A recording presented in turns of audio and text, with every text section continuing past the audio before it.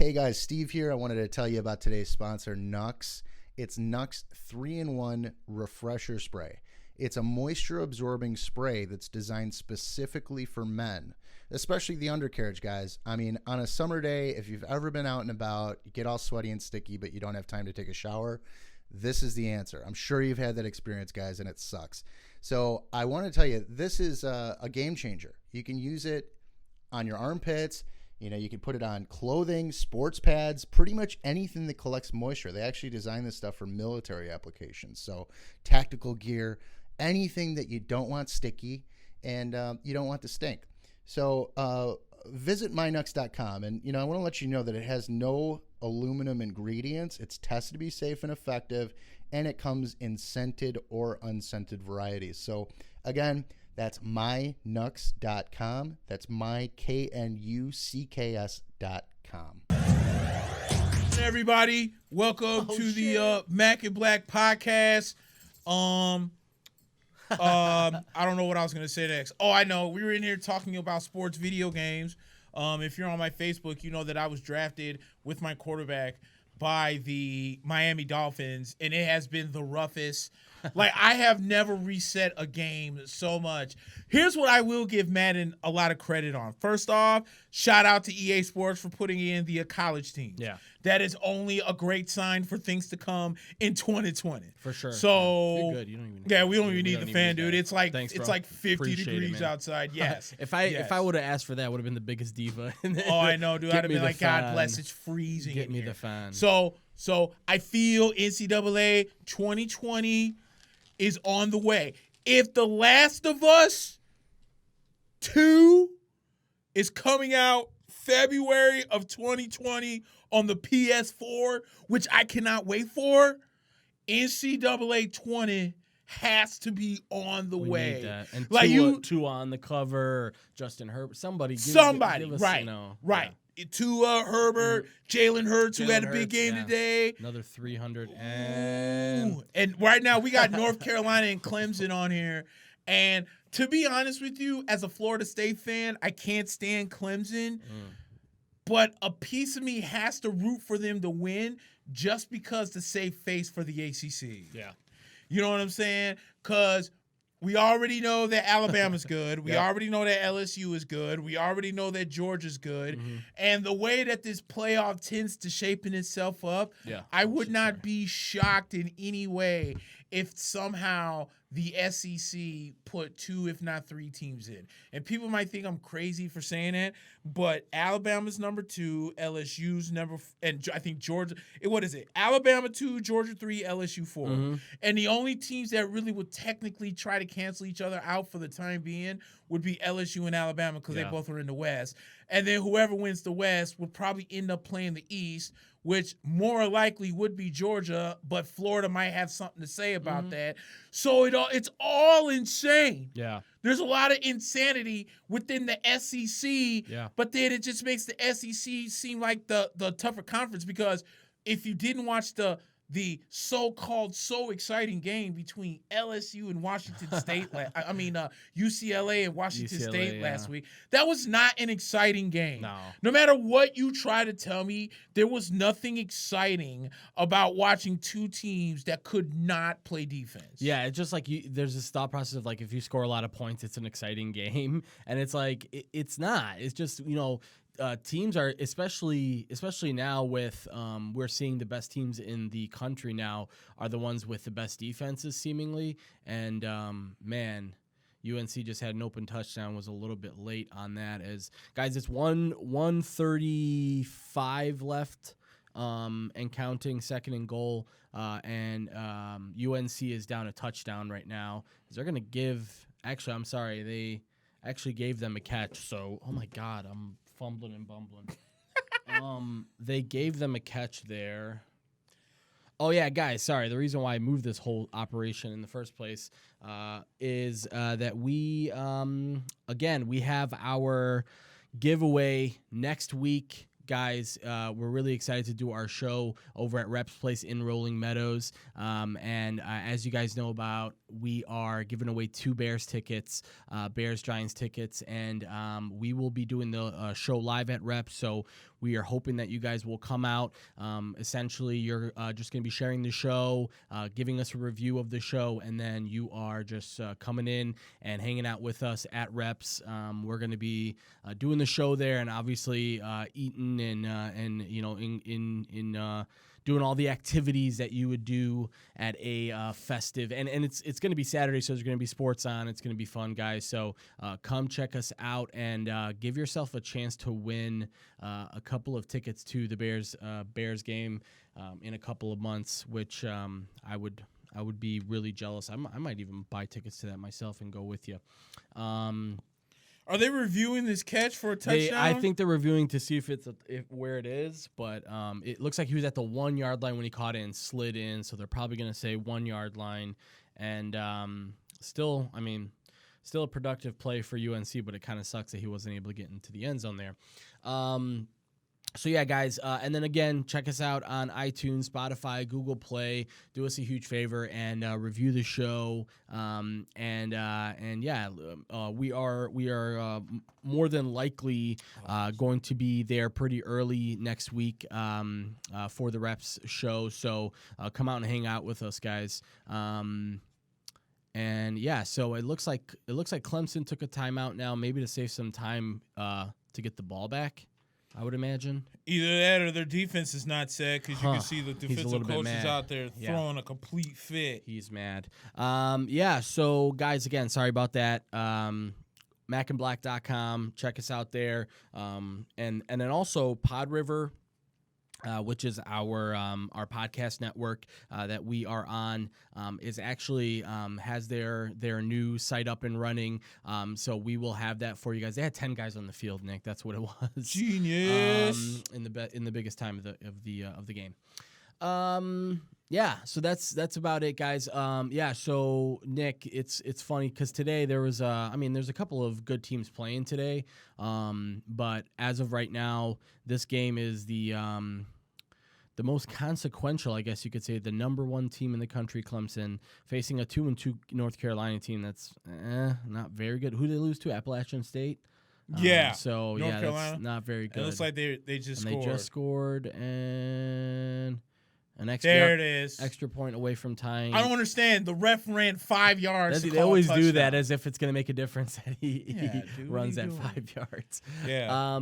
Yeah. So again, North Carolina a point away here, or extra point away from tying the game with number 1 Clemson, who, man, North Carolina has no business being in this game, and Clemson has no business leaving them in this game. Man, that's so funny. All right, so check this out, man. We got a lot to talk about, dude. Yeah. We have to preview the we'll review the baseball season. Yeah. The playoffs are set. Okay, let me take that back.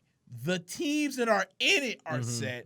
We just don't know not everybody is locked into where they're going to be, because the Rays have made it interesting with the A's of where the wild card game is going to be played at.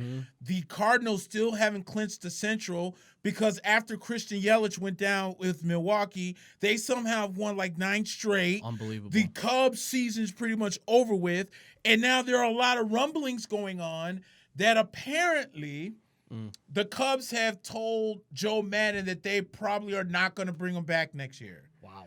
I read that on 2 different occasions. And so I do kind of want to just start out with the Chicago Cubs, since they are the local team. Yeah. And, there's definitely a lot of talk about them and what's going on, especially with, the future of Joe Maddon. As I just mentioned, there's talks that Joe Maddon, are they going for 2? They are going North Carolina is going for the 2. deuce.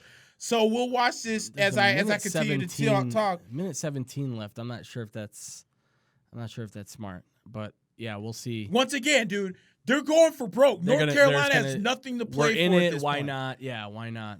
As they will fake the handoff, option left, and they're not going to get it. Oh, and he pitched it back, and he still's not going to get it. That was a mess. That was not a good play call either. God bless. And Stupid. Clemson's defense pretty good. Looks like Clemson's going to escape because They're going to escape this one. Yeah, they're going to escape. no timeouts for North Carolina. Dude, just throw the ball. That was dumb. Either throw the ball or have a better play than a rollout. Or even on option. top of that, dude, you had a wide open shovel pass right there Yeah. that easily could have worked. But, like, I guess he didn't have the shovel pass. But he was trying to make things work there. And I mean, everyone's blocking, so clearly this is a planned run play that didn't work out. Didn't work out. So, the Cubs seem to have a lot of controversy surrounding them. First, we just mentioned they've lost like 9-10 games in a row, which means that they lost out on a playoff spot. And there's rumors going around that what's his name does not want, or the Cubs don't. I had told Joe Maddon they're not going to bring him back as manager. Wow. B, the last game that the Cubs have played on WGN was on Friday.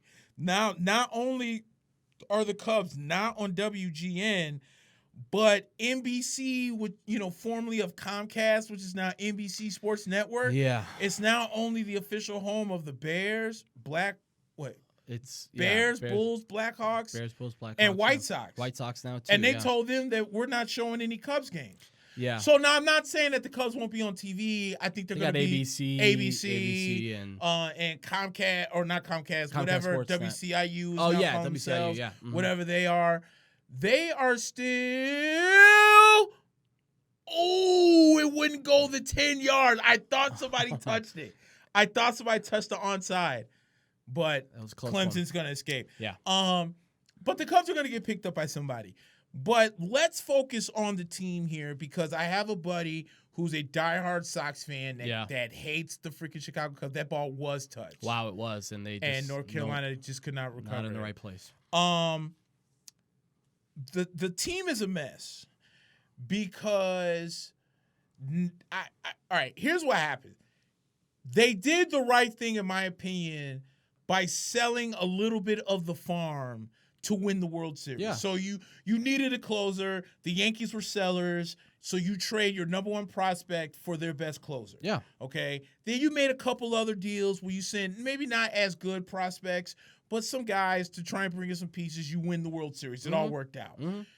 So then Theo Epstein, or not so much Theo, but the Ricketts, tell Theo, okay, here's the checkbook. Whatever you need to spend to make sure this team stays in contention, go ahead. Mm-hmm. For whatever reason, Theo Epstein has made some bonehead decisions with the checkbook. Yeah. First, for whatever reason, you signed Jason Hayward to some 8-year, whatever, $180, $200 million contract that you gave him. Why you would sign? Here's a guy that had so much hype when he was in Atlanta. Yeah. And then he ended up getting traded to St. Louis? Yeah. And then I don't know what you saw in him in St. Louis that thought of you to bring him back. You could have spent a third of that money and kept Dexter Fowler in Chicago, who may have had a better rapport with the Cubs. Yeah. Because this is the same Dexter Fowler that almost signed with Baltimore and then backed out with the Baltimore deal when the Cubs came in and said, okay, we'll give you 1 year of this amount of money. He never wanted to leave Chicago. No. So the money that you could have given Fowler, you gave to Jason Hayward, who I don't think his play matched the hype of the contract. Yeah, let me just be fair. The Hayward deal happened 2 years before the World Series, right? So they bought Hayward as a part of. I thought it happened after. No, it happened before. So Hayward was a part of that World Series team. Was he? Yeah, he was. Yeah. So he was one of the first. Yeah, check on it, because I'm almost sure he was one of the first big buys of the Cubs, because this was when, the Anthony Rizzo deal happened with the Padres, then a couple of other deals in 2 or 3 years passed, and the Cubs had accumulated this massive amount of prospects, and all of a sudden we start to see them come up in the big leagues, and I think they had a semi-mediocre deal 2 years. I want to say it was like around 2013, and then 2014 and between 2014 and 2015. What year did they win the World Series? 2016. You're right, he was. So, yeah, okay, so right, it was like right. 2014, 2015. 2015. Okay, yeah. You're right. So, but it doesn't take away from what you're saying. That deal was massive. Right. And they, I talked about it in last week's show because I said, okay, fine. If you feel like you needed this outfielder no matter what the price, fine. They won a World Series. That's all well and good. And the deal isn't exactly a backbreaker for them at this point. It may be in the future, but at this point, not necessarily a backbreaker. But I'm thinking more of the Quintana deal, right? I get, Yes. the Quintana deal. Yes. Yes, you get the control with Quintana, but I'll be honest with you. I love Jose Quintana. He came up with the White Sox, but Jose Quintana is he's a very, very good number 3 guy Right. in the rotation. He would be very solid 4 or 5 guy, like above average 4 or 5 guy, but very solid number 3 in the rotation guy. And you give up Eloy Jimenez, one of the most promising prospects in all of baseball right now. He's hitting dingers the last 3 or 4 weeks nonstop.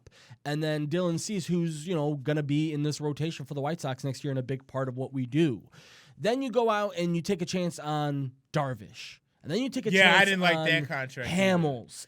And then you've already got Lester, who we can see is deteriorating start by start. Yeah. So Jed Hoyer, and then my thing was, okay, I get it. Chapman was never going to come back to the Cubs. No. He said admitted and said he was going back to New York. I'm going back to New York Yeah. no matter what. Very similar to what Jose Abreu has done with the White Sox. Basically saying, I don't care. You can trade me. I'm going to come back. Right. I'll be back no matter what. So the Cubs, I don't think they could have thrown money at Chapman to bring him back. Right. My thought process is, okay, you saw what a difference maker that having that type of bullpen presence is, right? Right. Because let's be honest, the Cubs don't win the World Series that year without Chapman. So Chapman to me is sort of the guy, okay, he's 1 in a million. The guy's got an amazing arm, one of the best closers of this era. Right. But you see what an importance that your bullpen has in that World Series. Yep. And you don't go out and invest in the bullpen. You go out and try and bring in Wade Davis at some point.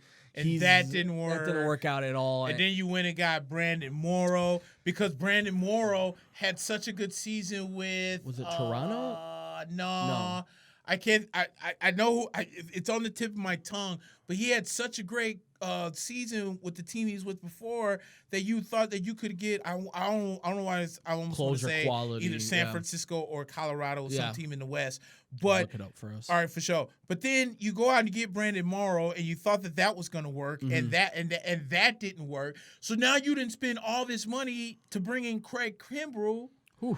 and he's terrible. What a disaster that turned out to be. And think about it like this. For as much as I could clown the Red Sox, It was the if they- Dodgers, by if- the way. It was the Dodgers. the Dodgers, right? yeah, he Okay, did so a Brandon great- Morrow he had a had great season that such season, a great yeah. season Yeah. with the Dodgers, and then he comes to Chicago and can't figure it out. Yeah. And then you bring in Yu Darvish, who had admitted at some point in his Cubs career that he didn't want to pitch at home because he was afraid of the booze.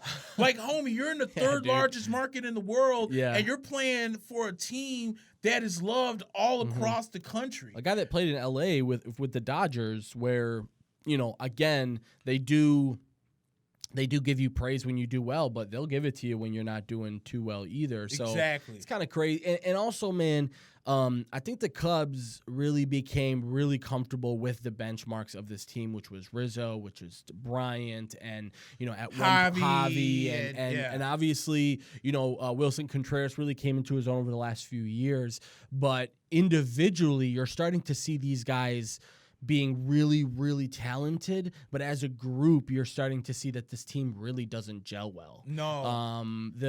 You talked about it ad nauseum last week, and we talked about it. It seems like every single week we talk about the Cubs, that all these guys want to do is hit dingers, and there's no real sense of like, hitting to the opposite field or just trying to find a way to get a hit, getting on base.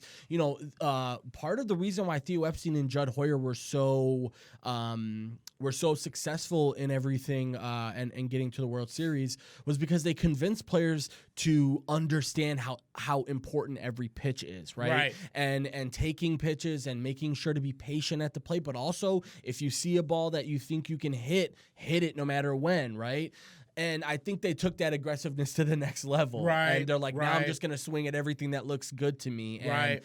it's not been successful for them. It hasn't, and they just look bad, and now the bullpen is just so bad. Oh my God! And now the Chicago Cubs find themselves in a spot where they just have so many bad contracts. Yeah, they do. And the thing was, I thought the Cubs personally dropped the ball when they didn't sign Bryce Harper, because I thought that Bryce Harper and the Chicago Cubs, I thought if there were two teams that Bryce Harper was going to be like, it was a honeymoon waiting to happen. Yeah. I thought it was the Yankees and I thought it was the Cubs. Yeah.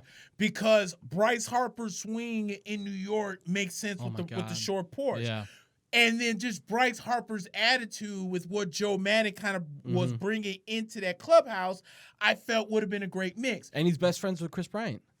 Bingo. Best friends with Chris Bryant. However, you don't bring in what's his name? You don't bring in Bryce Harper because all your money's tied up in Jason Hayward. Yeah, yeah. You know what I'm saying? So now the Cubs find themselves where they don't have too much of a farm system now. Now you're stuck with a bunch of bad contracts. Yeah. Now you have Chris Bryant who refused to sign a contract extension with you. Some of it might be because he wants to test the market. Yeah. Some of it might be because Scott Boras is the kind of agent that makes you test the market. Yeah. Some of it could be that he doesn't want to be in Chicago anymore. I feel like there's a mixture of all that. Yeah. And listening to the shows here in Chicago and listening to, the talk radio and what everyone's opinion is, it seems like the guy that could end up taking over is David Ross. Like David, the former catcher of the Cubs. Yeah. Like, I guess David Ross has some kind of rapport and whatnot. And it could be the Chicago Cubs trying to catch lightning in the bottle almost the same way that the Yankees did it with Aaron Boone. Aaron Boone never coached a day in his life. Yeah. But for whatever reason, the Yankees had some liking to him. And all Aaron Boone has done is put the Yankees to back-to-back 100-win seasons. Yeah. And this year they finally won the AL East for the first time in I don't know how long. Yeah. And they get the chance to play the Twins because they lost a few games here and there. The 2 games against Tampa, which doesn't make sense to me. But now they're second place. So now you're going to take on Minnesota, which is, Minnesota's no slouch, but the Yankees have played well against them in the past. And they're untested for the most part. Minnesota is. Exactly, in the playoffs. Exactly. Yeah. So my thing is, can you catch lightning in the bottle with David Ross coming in? True. Now the real question becomes, if this is true that Joe Maddon will not be retained by the Cubs, where does he go from here? Because he's got the winning experience. Yeah. So where does he go from here? Does he go to the South Side with the White Sox? Does he go to a team? Because think about it like this. If Tampa was still losing games, I'd have been like, oh, this could be heaven, reinserting itself to Tampa. But Kevin Cash done a great job down in Tampa. He does, yeah. Could he go to Baltimore, a team that's on the rebuild? Could he go to the Mets? Because here's a team where Mickey Callaway may come back. He may not come back. There's talks to Joe Girardi. Does he want to coach the Mets? Yeah. There's talk, could Joe Maddon be a guy for the Mets? There's a couple other intriguing jobs in the league right now, too, because we don't necessarily know. Usually those firings don't happen for Could another he go to couple San weeks. Diego? They got an opening spot. I mean, and they've spent a lot of money, and from what I've read, they're not shy about the fact that they're telling people we need to contend next year. Yep. So they, maybe. But I do want to say this, Nick, because this just happened. The timing of this is weird. Yesterday at around this time, Rick Hahn affirmed that Rick Renteria will be back for next season. Yep. Now that's a soft. To me, that's a I want to say a soft committal, right? Because you have media asking you about. They only have access to you for another 2 weeks until winter meetings, essentially. Right. So they're gonna get their bang for their buck and ask you every single question about it. But Rick Renteria has done a good job with the White Sox. Right. Now, really, you ask the question to yourself: who's the better manager of Rick Renteria or Joe Maddon? And I think we can all agree that Joe Maddon is the better overall manager, right? More experienced, right? But we've cultivated something different on the South Side, Nick. Something that it sounds crazy if you say it in these terms, but and you sound a little bit like a homer when you say it like this, but what we've cultivated is special, and I think what the reason why it's special is because it's been cultivated around culture. And Spanish-speaking manager, a guy who really relates well to his players, right? And got in the ears of players like Yohan Moncada and Eloy Jimenez and Jose Abreu and Tim Anderson, a guy who has done a tremendous job with the young talent. This White Sox team, Nick, was just undermanned this year. Yep. They're not a team full of scrubs. They are just severely undermanned. Need another 2 outfielders, need another 2 starting pitchers, need another right-hander in the bullpen. But those are all things that are attainable over the offseason. Right. So to me, it's hard. You're stuck between a rock and a hard place, Nick. It's like, dude, are you kidding me? If you tell me I have a chance Joe Maddon might want to be the manager of my team, I think you have to say, man, we've got to consider that. And again, that's why I say soft committal by Rick Hahn, because okay, you've committed to Rick Renteria. What happens if and when Joe Maddon officially moves on from the Cubs and he's out on the market and you hear whispers that Joe Maddon wants to come and be the manager of your team? Right. To me, man, could we have a mutiny on our hands because we fire Rick Renteria because, he's done such a good job getting in the ears and developing these young players? I have a hard time saying that that's the right decision at this point. And I think Joe Maddon will understand those dynamics too, and more than likely look for a spot like New York, like the Mets, man. Yep. Like that would be a home fucking run for the Mets, because Mickey Callaway's not bad, right? But we've seen that the Mets were pretty good, but shot themselves in the foot a lot this season. They did, and a lot of that had to do with their manager. Right. So yeah, man, I just it's hard for me to understand right now what the thought process is for Joe Maddon, but I have to imagine he's going to be looking to get into somewhere right away. There's some people saying he might take a year off. I highly doubt that. Yeah, me too.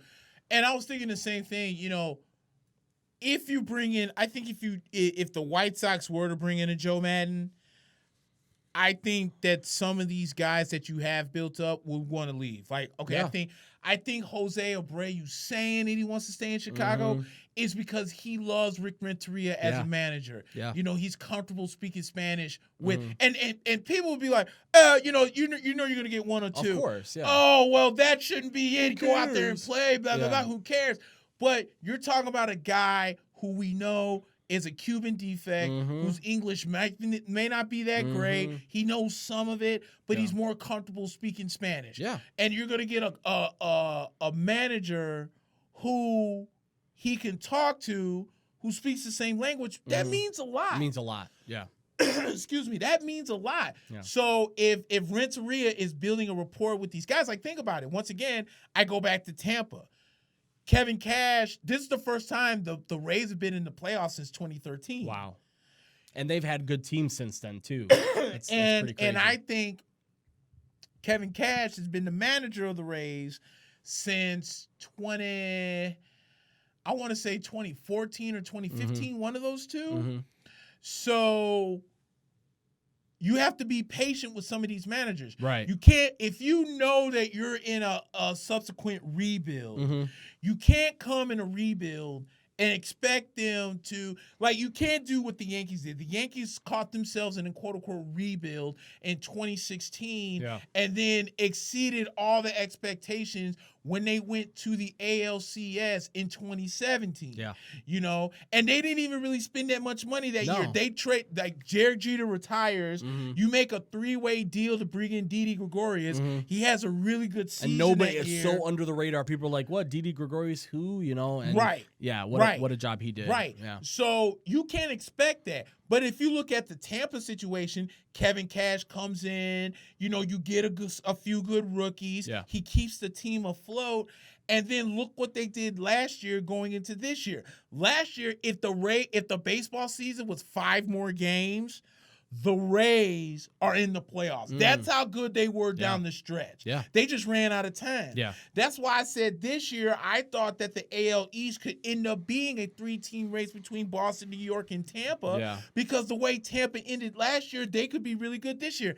And now the Rays, who have won, I think, like 5, 6, 7 games in a row, have now tied the A's for that wild card spot. And that makes a huge difference because the A's coming east to play the Rays is almost advantage Rays. Yeah. The Rays going to the west. Ooh. That's going to be to rough. try and play the A's. It's going to be rough for them. So you're relying on the game tonight and the game tomorrow, where if the Rays keep this hot streak and if the A's lose as little as one game, now that's a whole momentum shift. Yeah. And for the American League, we're all looking at the fact that, you know, everyone's under the assumption that it's going to be Houston versus the Yankees in the ALCS. Right. But here's my thing. First off, like I've said before, we know that the Yankees have played so well against the Minnesota Twins, okay? Yeah. But let's not just assume that all of a sudden the Twins are just going to lay down for the Yankees. That's just like with Houston. We know Houston are 2 years removed from being World Series champs. We know that last year they made it all the way to the ALCS and lost to Boston. They've improved so much on their pitching staff when they traded for Garrett Cole. Yeah. You trade for Zach Greinke. You still have Justin Verlander that's playing at a high high rate. Yeah. And their pitching staff is a cut and above better than the Yankees. But let's not just assume that all of a sudden the Yankees are going to just lay down against Houston. Yeah. Or let's not assume that, let's say, if the Rays do win and continue this hot streak, that they're all of a sudden going to lay down. Right. So there's so much going on as far as the American League. And then you look into the National League where the Brewers lose Christian Yelich, and they've gotten hotter now than they were before he even went down. Yeah. You know, so now they're fighting with St. Louis. The Nationals have already clinched a wild card spot. So basically what we now have is we have the Nationals figuring out who they're going to play and then who's going to win this Central Division. So this is kind of one of the reasons why I'm happy that Major League Baseball brought in the second wild card. It just makes things interesting. But my whole point on the story before I kind of flew off was just pretty much you got to show patience. Yeah.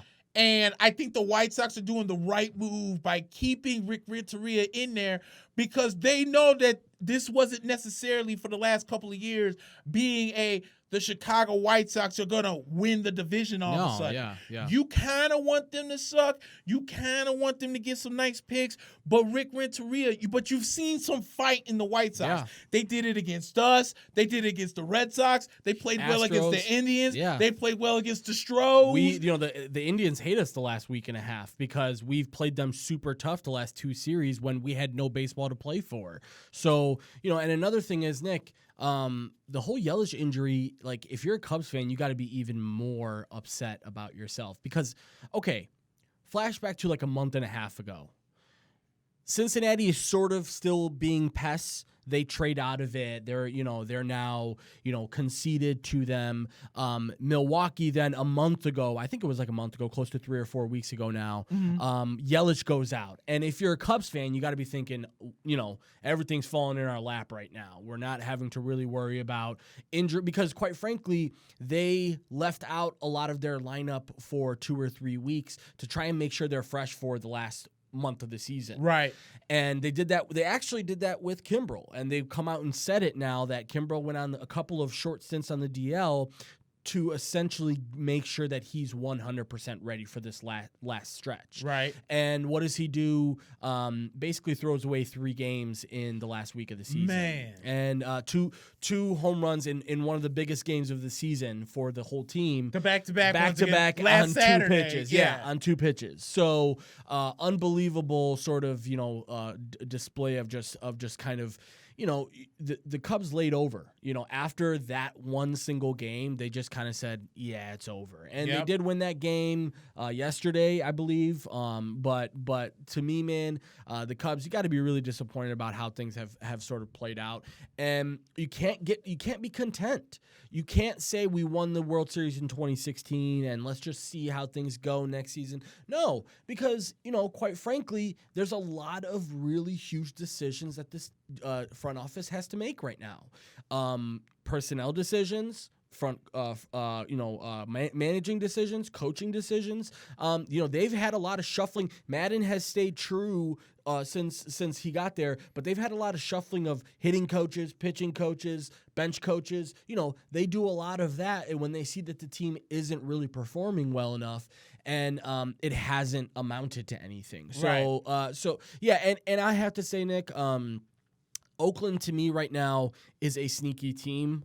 If they can play that playing game at home and then get into the playoffs, I believe they would play Houston, if I'm not mistaken, right? So if you play Houston, a team very, very well, Oakland prides itself in being able to have high level of analytics for their opponents, especially division opponents, and that's why they're so tough to play sometimes. I get it, analytics doesn't make a difference in September and October, right? But we have to understand the importance of the backside of things, right? The behind the scenes, and sort of the Astros are so good on paper that it gets easy to forget how Oakland has gotten here. True. With being efficient and understanding who they have on the field. Right. Chris Davis is a perfect example of that. I think this guy 3 years in a row hit 250 with 30 home runs and 100 RBI or something crazy like that. But they just understand that our players are going to put up this amount of production if we give them this amount of leeway. So Oakland's an interesting team, but Houston, man, they have a guy who's in it for the AL MVP, a guy who's in it for the AL Rookie of the Year, and then a guy who's in it for the AL Cy Young as well. Two guys in there. Yeah, Cole and Verlander. So, and Cole, I think, and Cole's going to be an interesting one because me and Miro talked about this when Miro was on the show. I would love for the White Sox to splurge on a guy like Cole next year. That would be nice. Oh, Cole's about to get paid. Yeah, Piz-Aid, yeah. He's finna get Piz-Aid. Yeah. If Charlie Morton, who was who was kind of like a forgotten soul until he went to Houston, and all of a sudden, a guy that was throwing 93, all of a sudden reworked some arm angles or whatnot, and now his fastball's topping off at 97 and 98. And he got Piz-Aid too. And he got Piz-Aid by Tampa Bay. Yeah. And all of a sudden, he's added 3-4 inches to his curveball. Garrett Cole was the same way. When he was in Pittsburgh, he had the stuff. He was always getting rocked. Right. Now all of a sudden, I don't know what's going on in Houston. I'm not saying steroids or anything. No. Like most people would try to say. Yeah. But nonetheless, whatever coaching is going down in Houston, it's flipping working. Yeah. Because now all of a sudden, Garrett Cole struck out 300 people in an era where we're using juice balls. Yeah. Can I tell you what Trevor Bauer says about Houston? What's that? He says that they doctor balls. That they either have super glue on the fingers, stuff like that. Scuffing the baseball is something he said. He accused them of that early in the season, and then, a lot of the players had Twitter beefs with him, and basically because their pitching coach in Houston is one of the most renowned guys in all of the league. People respect him highly, and let's be honest, Nick, his track record is pretty consistent. People were ready to throw away Justin Verlander when he left the Tigers. Remember that? That's true. He didn't have a good season and a half with the Tigers, and everyone was like, this dude's done. And including Detroit, who sent him to Houston for not that hefty of a package. In one of those, the waiver wire. Post-waiver wire, yeah. Right, which is dumb. I'm glad that's done with now. But here's the other thing about the Astros is they've had some injuries too that have crept up on them. George Springer and a couple of other guys. What's the Carlos Correa? Carlos Correa, yeah. And what happens is if you're not fully tooled up for October, they may be in some trouble when it comes to such a short series because that people forget. it's 5 games in that first round. Right. You got to come out and win 3 games. Yep. There's no sort of sometimes in a 7-game series you can lull yourself to sleep a little bit. You're like, all right, we just lost 2 at home or 2 on the road, but we can come back at home and win 2, and it's a brand new series. In a 5-game series, you got to win every single game that you're in. So it's going to be interesting to see what happens. And the National League is interesting, man. The Brewers and the Nationals sort of are being underlooked a little bit because the Braves and the Dodgers have had such, monumental seasons, and the Dodgers are stacked. I mean, let's be honest, Nick. The Dodgers are they've been stacked for the last 4 years, but they just never really are. They're becoming the Buffalo Bills of the National League. Yeah, and people thought this season getting away from Puig and starting to be more fiscally responsible and making more. I mean, a lot of people thought the Dodgers were in on Bryce Harper for a long time because they're like, they'll find a way, because they unloaded the Yasiel Puig deal and people were thinking, oh, okay, they're finding a way. And they came into the season and said, no, we're going to make a couple key pickups here. Our pitching staff is tremendous. Our bullpen is tremendous. And we know we've got hitters, and we got one of the best hitters in all the league. So it's going to be interesting, man. I'm excited for playoff baseball this year. Me and you both, and that starts off next week as we're at the final 2 games of the season. But I mean, that's pretty much all we have right now for baseball. When we do this show next week, it's football season, baby. We'll be in the heart of things. While we were talking baseball, our buddy Mike Duffy asked, how about North Carolina? I think North Carolina did the right thing, to be honest with you. Yeah. When you're an unranked team trying to go against the number 1 team in the country and you have nothing to lose for, why not go for the 2 and see what you can do and, hope for the best? And I just think that the play call that they used was kind of stupid, and it just didn't work out. So what that does show is that Clemson is a vulnerable football team. Yeah. A lot, and here's one big knock on Clemson. Is the same knock that was on Alabama last year, when a lot of people were upset that Alabama was the number 1 team in the country last year, but really didn't play any unranked teams. Right. Clemson, or didn't play many ranked teams. Yeah. Clemson's in the same boat. I don't think they play any ranked teams so far this year. Soft-ass schedules. And their schedule's soft, and they're the number 1 team in the country. So it's kind of one of those what's good for the goose is good for the gander type of situations. And UNC came out there and hit them in the mouth. So we'll see how the season goes along, because we've seen some number 1 teams in the past where they've dominated for so long, and then they have that one game where it's a close shave, and then for whatever reason they tend to fall off. It's a confidence thing, Nick. It really you're the number is. 1 team in the country at home, and you can't beat a team that lost to Appalachian State.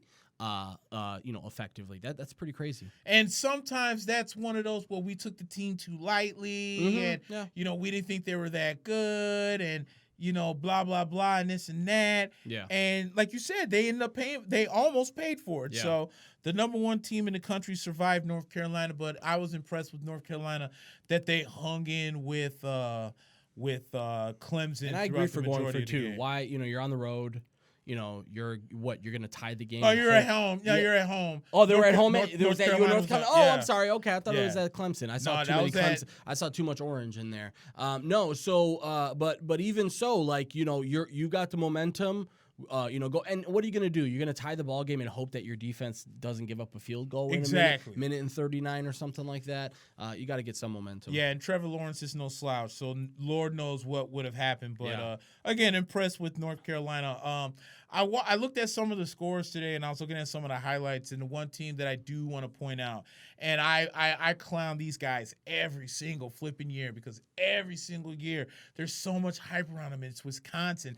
They barely beat Northwestern today. I know, yeah. And I'm just like, dude, you were at home. You just beat Michigan by a whole lot of points last week, and now you come against a Northwestern team who's not even close to being on the same level as Michigan, and you barely beat them at home. Yeah. I'm telling telling you Wisconsin is going to fall off. I've never bought into the hype of Wisconsin. I've never been that team like, oh, there they are. They're going to be that team that's going to be in the playoff. Never. They're in the same boat as Michigan. We put all this hype around these guys, and then they go out, and somewhere between week 7, 6, and 9, they always wet the bed at some point. Yeah. You know what I'm saying? And I feel like it's always the Big Ten. They're the only team that, because, look, when you look at the ACC, Clemson's up there. In the glory days, Florida State was up there. And then there's everybody else. And well, Miami sucks my balls, so I don't care. But at the end of the day, there's Clemson. For now, it's Clemson and the rest of the ACC. So you know who's good, who's okay, and who sucks. Yeah. In the SEC, you got a handful of teams. You got Alabama is the cream of the crop. Yeah. Georgia's not too far behind them. LSU didn't found an offense. They're not too far behind them.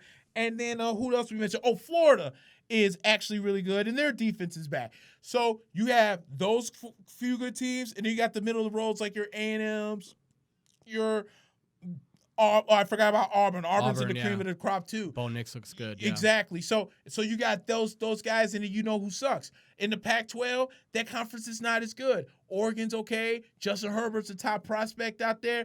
But like I said, when you watch a UCLA-Washington State game, when there's absolutely no defense being played, and people honestly think that's exciting, that's not exciting. Yeah. So there's really not much going on out there. But in the Big Ten, I swear to God, there's Ohio State, and then here comes overhyped Michigan, and here comes overhyped Wisconsin, and here comes overhyped, Purdue comes out of nowhere. Ohio State, to a certain extent, Nick, the last few years, Ohio State has fallen short late in the season, whether it be in the college playoff or even late in the regular season to even make the playoff. So the Big Ten, you're starting to see more and more what we talked about before the season.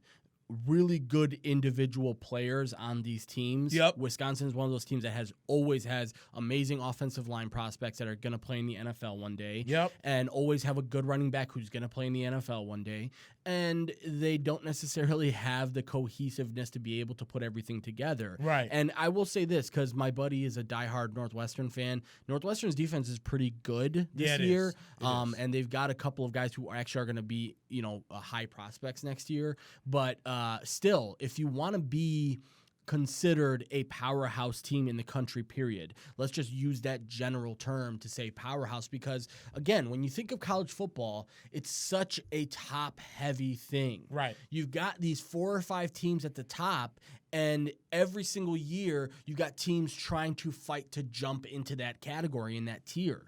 And every year, we see a team get very close and always lose. And Georgia's one of those teams, too, that's like, Georgia always somehow has one of the best teams in the regular season. And then the last 3 games, whether it be in the SEC championship or the college football playoff, they just don't have enough to get it done.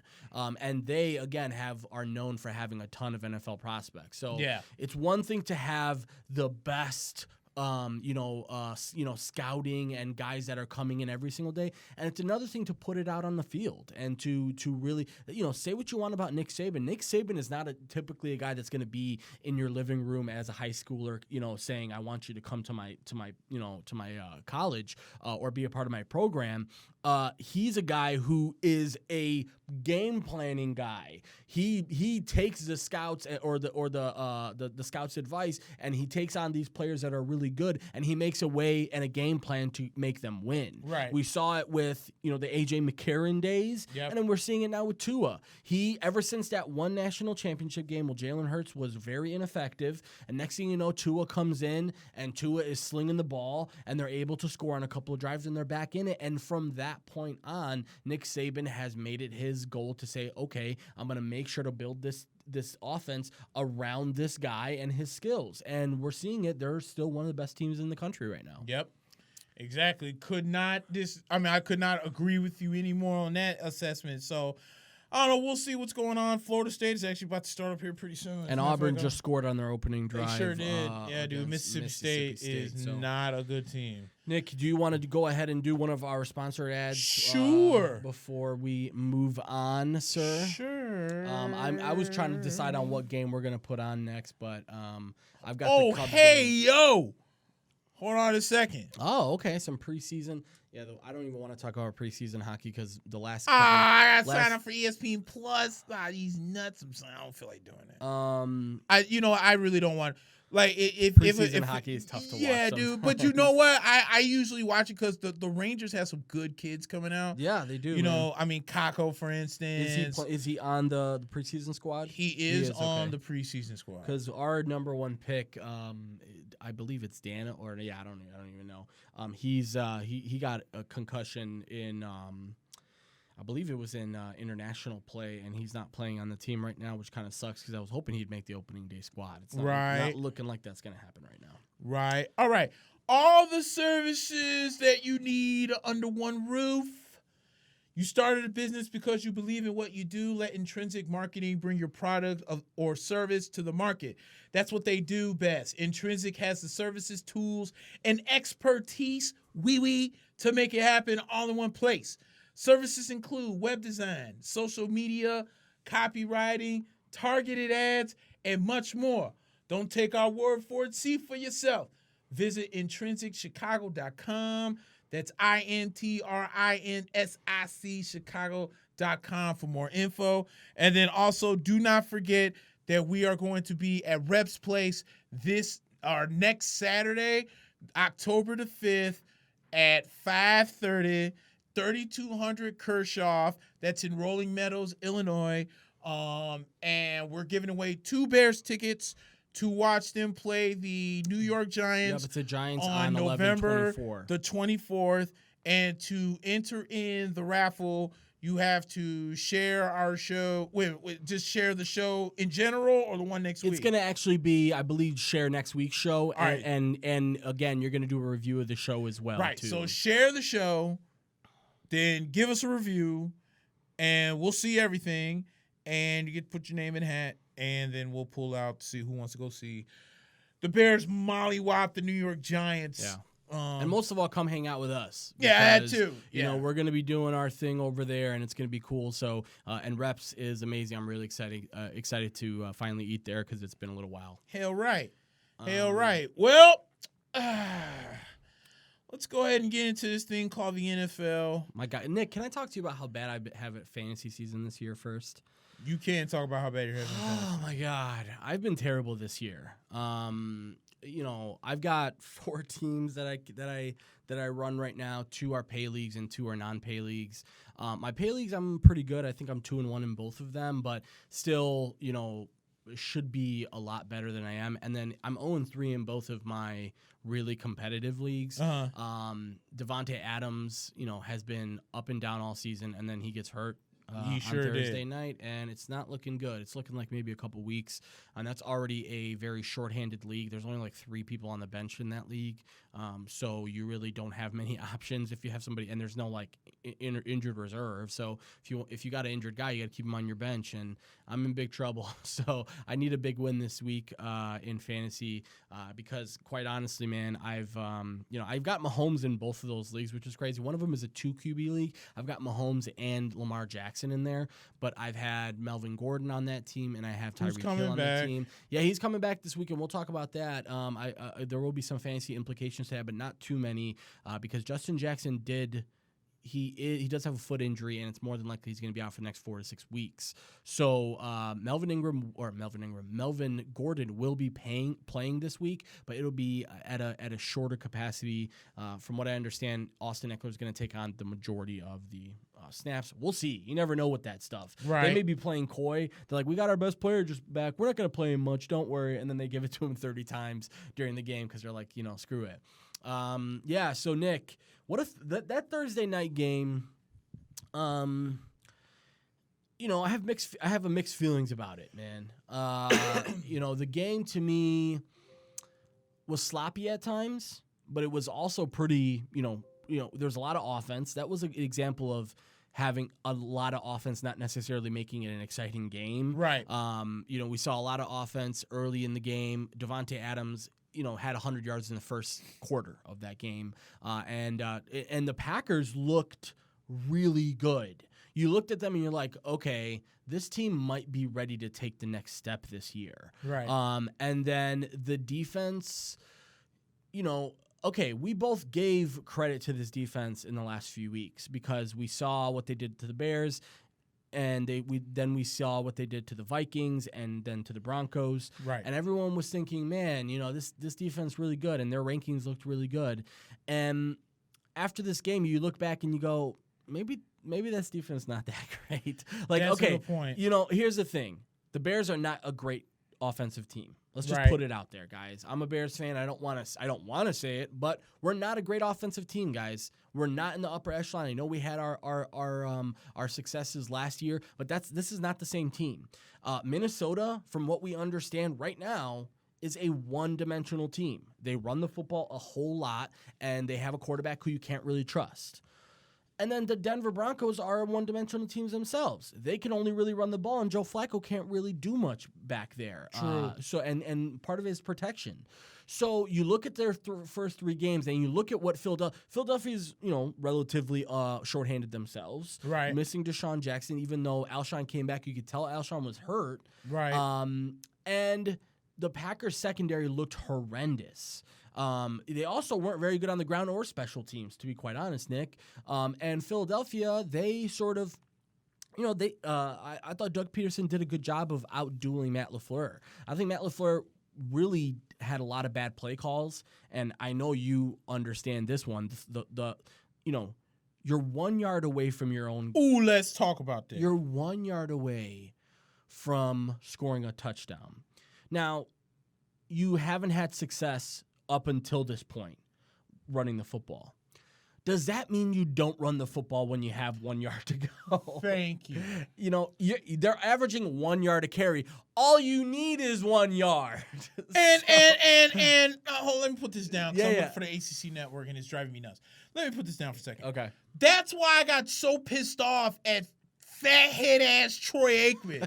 This idiot legit came on and said, well, the Green Bay Packers have really struggled in running the football, and I understand why they decided to go out and make those 4 passes. Like, I don't know what they were doing on that 3rd down pass, which I don't know what they was doing either. Right. Like, I don't think anyone Here's does. why I think there was a mix up. Because Aaron Rodgers went to run the ball. Mm-hmm. Jimmy Graham noticed he was. So Jimmy Graham's thinking, okay, he's going to run my side. I'm going to stop and block. Right. And Aaron Rodgers threw the ball. Yeah. So then here comes stupid-ass Troy Aikman again. Well, I understand. They haven't had a – you're going to tell me that you have almost 1,500 pounds worth of man sitting right there at the 1 yard line, and you can't make 1 yard to get into the end zone with Aaron Jones? No one's asking you for a 20-yard draw play. Right. You're asking for 1 yard to get into the end zone. You couldn't do it. And ultimately, it's what cost them the game because then you get what should have been a pass interference that turned into an interception. Yeah. And that's all because Matt LaFleur tried to make Aaron Rodgers look like Jesus, and Aaron Rodgers came up a little bit short. He did, yeah. And you know how hard it has to be to try and throw in that little zone, right? When you have and when they know you're going to not run the ball, like exactly. Crazy, yeah. So they're going to play zones to where everything's covered, and they know you're not going to run, and they're going to bring pressure, and it was just a total mess. But outside of that, I thought the one thing that meant the most was the fact that the defense looked bad at home with Nelson No Hands Aguilar. One target, 0 points fantasy, by the way. Bingo. Yeah. There's a reason for that. Alshon Jeffrey came back, made a few good catches, definitely not 100%. No. The Green Bay Packers defense was focused on Zach Ertz. But holy crap, did you forget that this team can also run the football? Right, and they've got multiple Miles guys. Sanders had holes for days against that Green Bay Packers. Yeah. Jordan Howard, who hasn't been able to run the ball worth a lick in that style of offense that Philly runs, was finding holes for days, and Green Bay never made an adjustment. and they made the Philadelphia Eagles offense look better than what they really are. Yeah. So Green Bay is going to have to tweak something because I don't want to just go in and be like, see, I told you that defense sucks. All defenses have bad games. Sure. But if they turn around and do this again next week, then I'm finna go back to my old self and be like, I knew that this defense was not as good. Yeah. But like I said, teams have bad days. Unfortunately, you did it at home, and that's a bad loss where you have Detroit going against Kansas City. Anything can happen.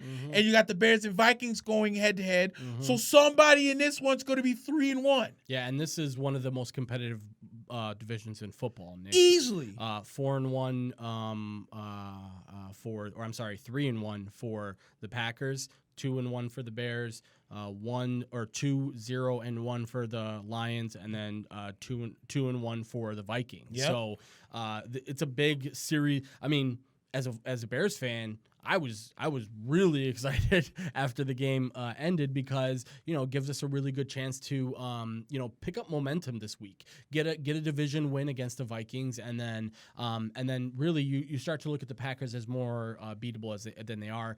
Nick, I want to talk a little bit about the couple of big hits in that game that led to stretchers coming out. Yes. I got in trouble on Reddit this week because I said on Reddit that I think the stretcher and cart procedure is a little bit misleading. It used to be, Nick, not even 2 or 3 years ago, a year or two ago, if they brought out the stretcher and the cart, it's a big deal. Yep. If they brought out the cart, the guy can't walk off the field, probably putting his foot in a boot. But this year and parts of last year with these neck and head injuries, because of the precaution that's involved in making sure that everything goes well from when they get hit to when they get to see a doctor. Right. There's so much precaution involved. So, okay, Jamal Williams, Nick, early in the first quarter, Packers are backed up against their own end zone. And they swing the ball to Jamal Williams, who gets wrapped up, and then a Philadelphia defensive player basically trying to finish on the play. I don't know if I would say it was dirty, but it was certainly unnecessary. Right. And basically hits the guy, Jamal Williams, head on, and Jamal Williams goes limp, completely limp, hits the ground, and it looked really ugly. Because of the way he fell, and he was just incapacitated for close to 10 seconds. And they brought the stretcher out and they brought the cart out, and it took a long time, and everyone was really worried. But then, he gave the thumbs up after he left the field. And then after the game, you find out Jamal Williams is like, I'm fine. He's like, I had a concussion, And I just want to explain to people that, a concussion is a very serious thing. Trust me, I get what everyone's saying. Neck injuries are very serious if they are to happen. But football, guys, is a 60-minute concussion fest, okay? Everyone is hitting each other, and everyone's getting concussed on some level. From 1%, which happened all throughout the game, or 99% to what happened to Jamal Williams. And later on, Avonte Maddox, cornerback for the Eagles, gets hit by his own safety, who's an idiot, who doesn't know how to tackle, right, and hits his own guy in a friendly fire. And Maddox looked bad because of the whiplash, and I think that's what they were worried about with him. And Maddox ends up going to the hospital. They do check out for him, and everything is fine, and he ends up flying back with the team. And apparently he's going to miss this week, but probably more because it's going to be a short week. Right. So, I got downvoted a lot. People were giving me a lot of grief for it on Reddit because I said, the stretchers are a little bit more alarming than anything, right? Because what happened, okay, I still vividly remember the Shazier injury from a couple years ago, Nick. Right. I was watching it live, and it was one of the toughest pieces of football to watch. Especially because it was visible that he couldn't move. And I think everyone who watched that, it sticks with you, and it's tough to see. And it's even tough to see now, Nick. God bless Ryan Shazier and his family and the type of perseverance that guy has. He's walking around now, but obviously not in he's still very much recovering from that injury. Right. Probably, the guy is still holding out hope to play football one day. I get it. He loves football. I don't see any way that he'll be able to play football ever again, in my opinion. But I think you see the stretcher and you see that and you think the severity is on that Shazier level, and it may not have been. So, I just want to make it clear that I'm not advocating that, we just get these players up and get them off the field because we want to play football. No, that's not what I'm saying. I'm just saying that it's a little bit, the process of which we do things is so careful because of the NFL's legal troubles right now. They're worried now, legitimately, now more than ever, that head injuries are going to become a huge thing that, let's be honest, Nick, there's been things in Forbes about how some NFL GMs said that when the CTE stuff first came out, they thought that the league would be done in another 20 years. Right. Because they're like, there's no way we'd be able to ever recover if CTE became this thing that was stigmatized as a product of just the NFL.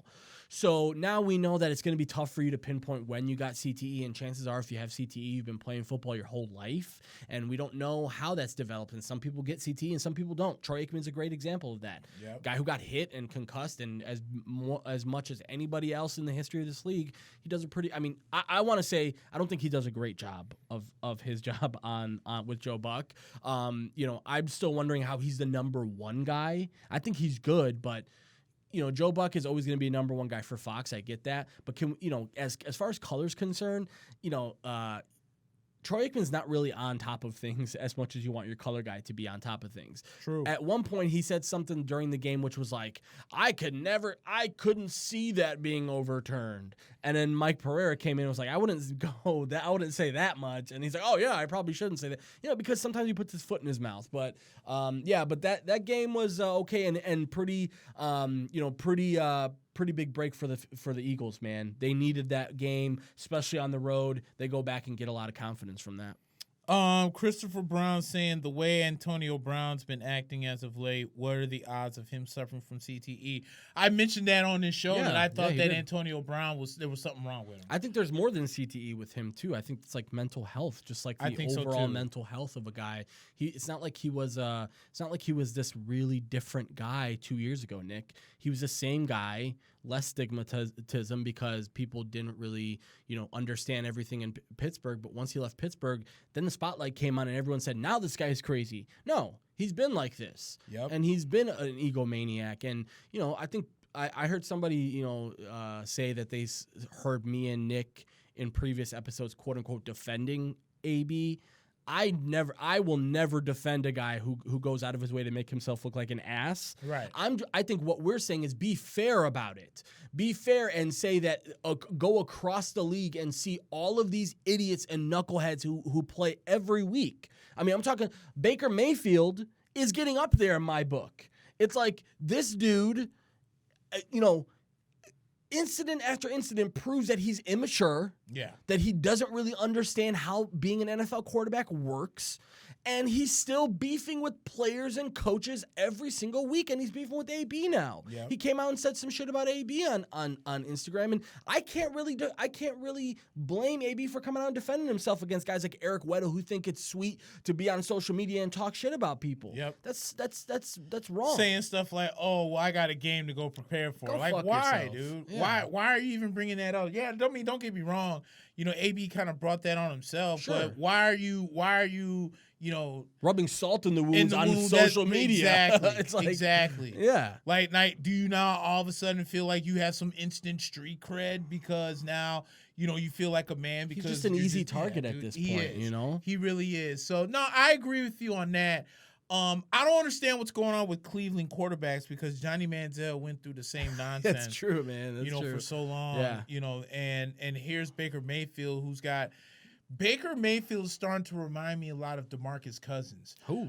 Where $1 million talent with 2-cent brains. That's true, yeah. I think DeMarcus Cousins, without question, I know he's hurt. Right. But before he was hurt, dude, there was no doubt in my mind I thought DeMarcus Cousins could forever be one of the best centers. One of the best centers, of course, yeah, skill-wise. But he cries every goddamn time. I know. Dude, he come in, wham, foul. What I do? You just pushed him, man. That's a foul. Baker Mayfield is the same way in a sense where it's like, dude, okay, we know Hugh Jackson got fired. Right. So why are you going over to the Cincinnati sideline to talk shit? Yeah. Like he can't take another job. The guy can't take another job in the NFL because he got fired. What? It's crazy. It's insane, dude. And on top of that, Nick, Baker hasn't won anything yet. Right. You know, like he hasn't even won individual accolades yet. Right. Like he had an okay season last year, guys. He didn't have like this. Everyone pegged him as this MVP type guy this year because he has so much talent around him. And from what I've seen in the small sample size, Nick, this guy looks like a guy who hasn't proven it yet. Yep. And that all stems back, and I keep bringing it up, to game 3 of the preseason, which is, the usual dress rehearsal. Yeah. He looked like absolute 7 shades of hell against Tampa Bay. Yeah. Like, he didn't want to throw the ball. He was forever getting sacked. The balls he did throw weren't even close to being on target. Mm-hmm. He just looked bad. Yeah. And now here we are. You didn't look all that great against the New York Jets team that's depleted. You didn't look great against the Rams, who, oh, by the way, still cannot defend the run. Yeah, and they gave up points to the Panthers, and you can't score on them. You feel what I'm saying, dude? So it's like, dude, let's not, like Baker, dude, humble thyself, please. Right, please, yeah. That's basically what I'm saying. Humble yourself before this league humbles you. Because let me tell you what, Baker Mayfield, you can end up being, what's the former Bear, K. McNown. You can be K. McNown real quick, yeah. K. McNown was a guy that had all the talent in the world. I don't blame the Bears for drafting him. Mm-hmm. But unfortunately, what killed, what's his name, K. McNown, was he was so cocky and his teammates hated it. Yeah. And his offensive line didn't block for him. Mm-hmm. Because in the same year, Jim Miller came in, and then Jim Miller was just hauling the ball all around like he was the next Kurt Warner. It was crazy. He looked like a playoff quarterback. You feel what I'm saying? So how is a young K. McNown who's got a strong arm and a cocky attitude can't get 5 seconds in the pocket as soon as he snaps the ball, but here's old-ass Jim Miller, journeyman quarterback, looks like Kurt Warner in the same offensive line? It's because Jim Miller humbled himself. And the guys on the Bears, the offensive line, them just didn't like K. McNown. No. And Baker Mayfield, if you don't watch yourself, you can end up being K. McNown. Yeah. And people will be like, I don't think that kind of thing happens in that. Trust me, it does. Oh yeah. There's a great chance that it's still happening. Look at the Dolphins. I mean, the Dolphins, man, like once they understood what was happening in that locker room, the whole team just gave up. Yeah. And it didn't matter if they did have talent left on that team. Mm-hmm. They weren't going to play anymore because this is just the state. Everyone's coming in for another 13 or 14 weeks, Nick, to collect a check. Basically. To say, I'm here because I'm getting paid a lot of money to do this. And if you're lucky to get traded, hey, more power to you. Yeah, if you're not, well then, dude, it's going to be a long year. Minkah Fitzpatrick didn't go to a Hall of Fame team himself, but he's got to be ecstatic to be a part of a Pittsburgh team rather than being in that dumpster fire. Most definitely. Nick, you want to get into the games this week? Let's do it. All right, cool. I got a 12 o'clock window opener here. It's the Titans, 1-2 themselves,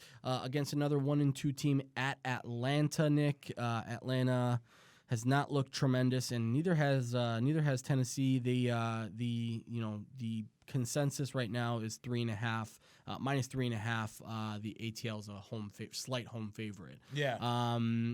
This one's a tough one to pick, Nick, because I'm having a hard time getting engaged on either of these teams. I'm with you on that.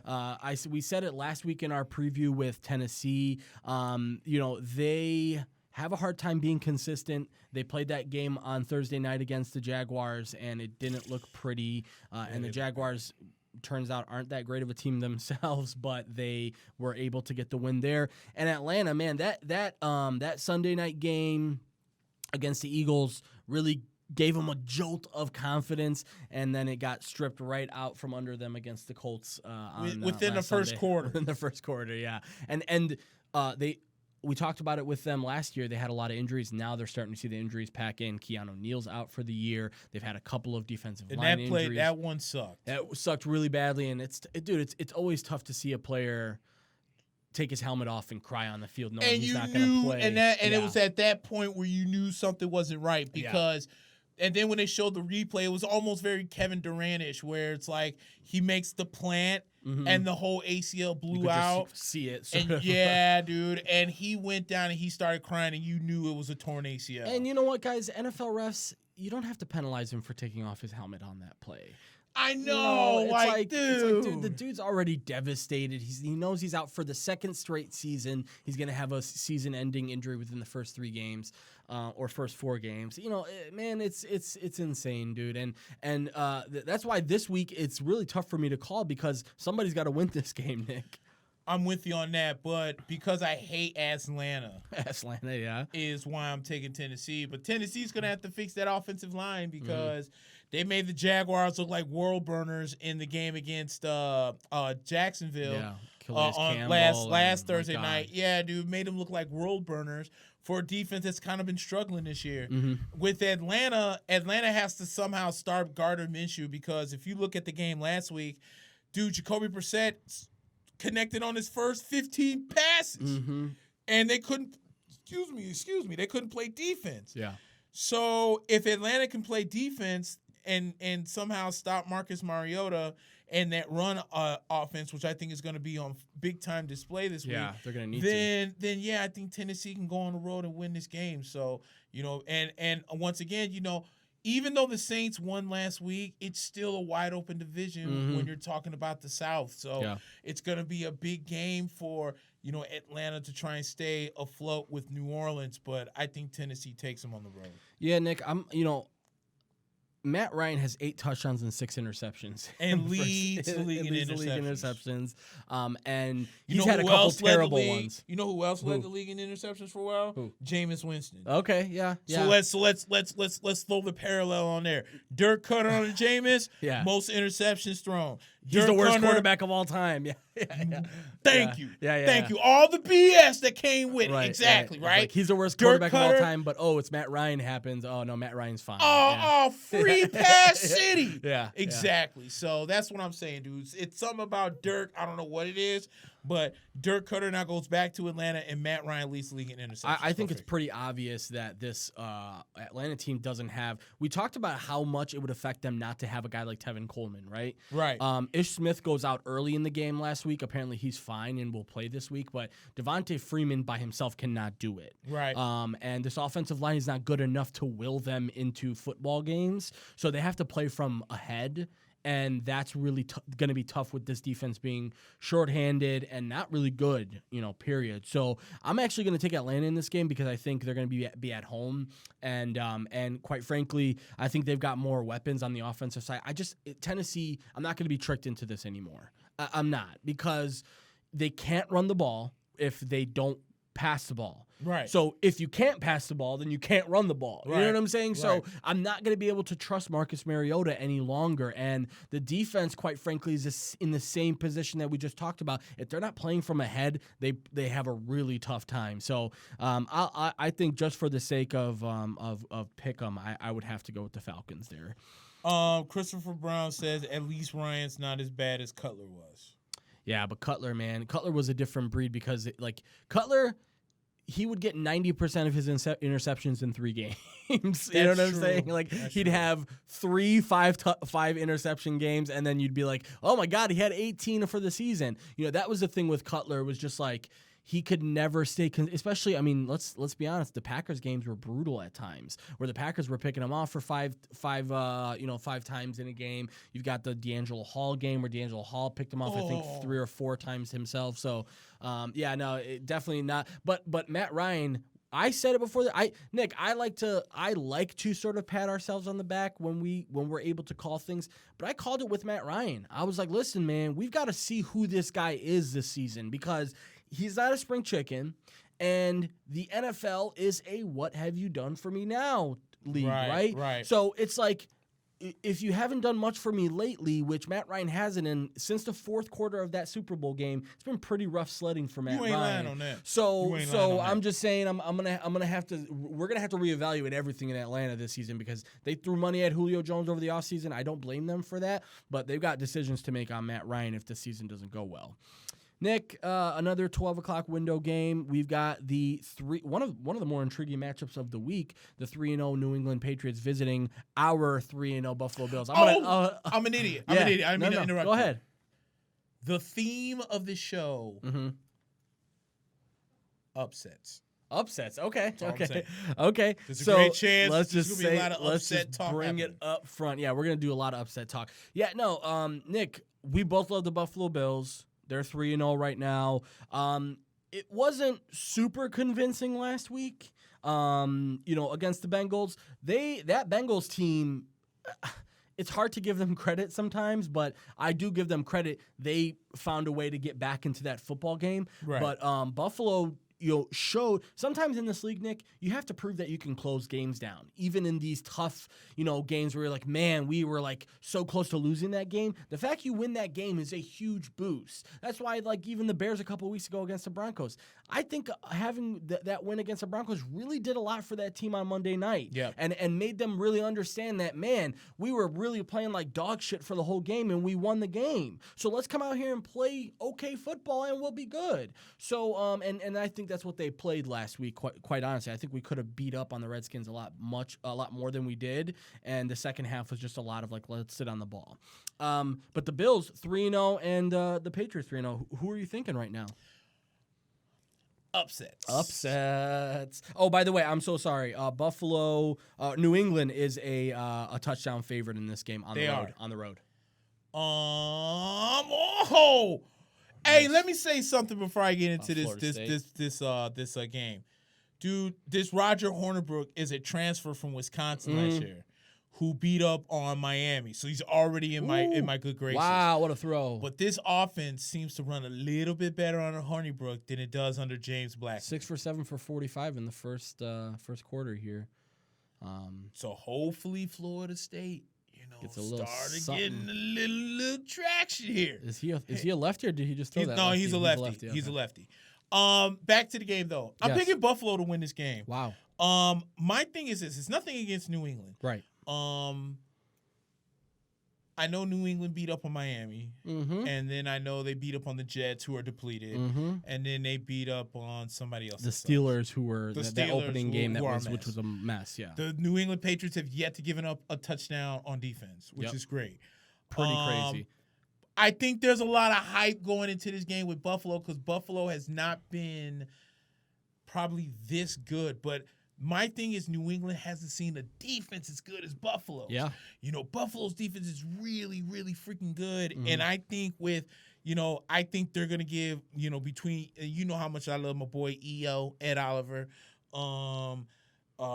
I'm trying to think who else is on. There's a few other guys that's on that defense for whatever reason. Edmonds, their linebacker is really good. They've got Micah Hyde, a couple of really good safeties, and Tre'Davious White. Their cornerbacks are really solid. Who they drafted a couple years back. And they're a system team too, right, Nick? So like McDermott, he brings guys in that he knows are going to play the way that he wants them to play. And again, we say it every single week. This team was a playoff team a couple years ago because of that defense. Yep, and I think this is the week where New England's going to throw fits because there's a lot of, and I know it's only fantasy implications, but think about it. Sony Michel's name keeps coming up in all these, fantasy worries because they're really not giving him the ball. And then Julian Edelman is hurt. Yeah. He traveled with the team, but he's coming in with a chest and rib injury. Him and Burkhead are questionable for this game. They're questionable. So I think if somehow the Bills shut down Josh Gordon, who seems to be the number one target for Tom Brady, if he can shut him down, they can get the Tom. And I'm anxious to see how Josh Allen works with. Because the New England Patriots defense is flipping good. Right. All things aside, they're still a really good defense. Yeah. 106-17 is the spread of points in their first 3 games. Exactly. One of the best in league history. And Nick, you mentioned they haven't played very good teams, but specifically they haven't played good defenses. Yeah. So that's the real issue is Buffalo, they make their money on defense. Yep. And so that's why. And if this game was in New England, I'd probably have a different heart. This game's in Buffalo, so I think Buffalo's going to go in there all hype. That place is going to be loud. It's going to be crazy. Yeah. I like the Bills. Just a note, if you selected Sony Michel high in this year's drafts, you deserve the grief that you're getting right now from him, because New England never has a number one running back. As of late. But let's just put it into perspective. Sony Michel was drafted high by this team. Last year he had a pretty good season, but he was equally inconsistent. Yep. So you have to understand that that's what you're drafting when you draft a guy like that. But you're drafting the highs and lows. But I think also too, a lot of people are thinking because Tom Brady he's a check down man, He's a check down man. And I think that because Tom Brady's 42, and that because Tom Brady doesn't have the targets, right? And they want to run the ball, and they want to run the ball more, and this and that. Sony Michel became a sexy, he became a sexy prospect. But I agree with you in your assessment. But like I wouldn't have drafted him any higher. No, fourth and lower would have been fine for Sony. I only take a New England running back if he's lingering 2 or 3 rounds later than he should, honestly, Nick. Because, listen, Burkhead is a guy who gets like 8 to 10 touches a game. James White's going to be a guy who's going to get 8 to 10 touches a game when he's healthy. Sony Michel, he gets the bulk amount of carries, but if he's not having a great game, they're not just going to ride him, because they will ride him if he gets hot, but they're not going to keep handing the ball off to a guy who doesn't really. How many touchdowns did Calvin Ridley have in that game against Indianapolis? It was a few of them, wasn't it? In the earlier in the season. Because he didn't have any. He didn't have any. No. The question is: flex Devontae Freeman, Chris Thompson, or Calvin Ridley this week PPR. So Atlanta's playing Tennessee, and then the Redskins are playing the Giants. Redskins will be playing the Giants. Yeah, and what are the options one more time? Devontae Freeman, Chris Thompson, or Calvin Ridley. And it's a PPR. I mean, I wouldn't even think about Devontae Freeman, to be quite honest. I would leave it to Thompson or Ridley. Ridley had a bad game last week, but I would still play Ridley at this point. I think he's a good flex guy. And Chris Thompson, I have a hard time playing a guy like that because when the Redskins are playing from behind, they're not doing a ton of stuff to Chris Thompson. True. So he does get good passing down plays, but Ridley has overall higher ceiling in this week's matchup because of the fact that they're going to need to exploit Tennessee through the air. Yep. So I'd probably go with Ridley in that one. And honestly, Freeman, to me, man, he's going to have to prove it. I'm not going to ever prioritize Freeman for the rest of the season until he proves that he can get 20 carries and really break through with the big game, because that's what you need in fantasy, guys. It doesn't, I actually get caught up in this myself. You see a guy and his name and the way how prominent he is in his offense, and you're like, I have to play him. No. You don't have to play anybody that you don't want to. Right. Devontae Freeman has not proven this season that he's worth a risk anymore. He's not even an RB2 anymore. Yep. So if you don't have any better options, obviously go with him. But if you feel like you have better options than him, just go with him. He's not go with those other options, because he's guys have to prove it to you in fantasy. But back to this Buffalo game. It's hard for me to understand how the Bills are going to do on offense in this game, because again, New England's defense is so good, but Buffalo is getting back Devin Singletary this week, it looks like. Frank Gore is not going to be the guy who has to carry the load anymore, and maybe it's time for TJ Yeldon to take a seat because he hasn't really had the best fill-in for the last couple of weeks himself. But I would say right now I'm slightly leaning towards the Patriots right now, but I really wouldn't be surprised to see and plus we say this about every team, it seems like, but New England, Buffalo plays New England tough in Buffalo. Yes, they do. So we'll see how that goes, but yeah, I'm gonna go with the Patriots, Nick, just because I really think they're gonna have to prove to me that I shouldn't pick them before I pick anybody else at this point. But Buffalo looks really good, and we love them. Question: yeah. DJ Moore or Tyrell Williams in Standard League? Standard. I am almost guaranteeing you might want to play DJ Moore because Tyrell Williams is in Oakland. He's in Oakland, and they're playing the Colts this week. They play the Colts, and then Carolina is playing. Carolina's playing the Texans on the road. But I'm not calling him Jeff Allen. Kyle Allen is starting. He had a good game against Arizona. Had last a good week. game against Arizona, and you could tell that the ball was getting actual to the wide receivers. I would probably run that train because Oakland's offense right now is a total mess.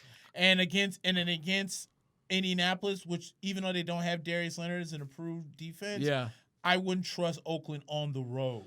Not quite yet. No, not yet. And here's the thing about DJ Moore. There's a lot of I have him in one of my leagues. There's a lot of fantasy owners who are scared of his performance last week because he only had that one touchdown catch for 56 yards. Right. I wouldn't worry too much about that. I think that was just the flow of the game and how that happened. Right. He's clearly the best receiver in Carolina, and I think teams now more than ever are going to completely try and shut down Christian McCaffrey and just make Kyle Allen prove that he is a consistent guy. And quite frankly, I think Carolina is going to be playing from behind in this game against the Texans. We'll talk about that a little bit later. Yes, so I think in that instance, I don't think Tyrell Williams. I mean, listen, Tyrell Williams, he had a touchdown in garbage time last week. That was the only reason why he wasn't a bust last week. So be careful with Tyrell Williams. I would say DJ Moore, probably the better play there. Nick, another 12 o'clock window game. The 3-0 Kansas City Chiefs and Jesus Mahomes are going to Detroit. Swear to God.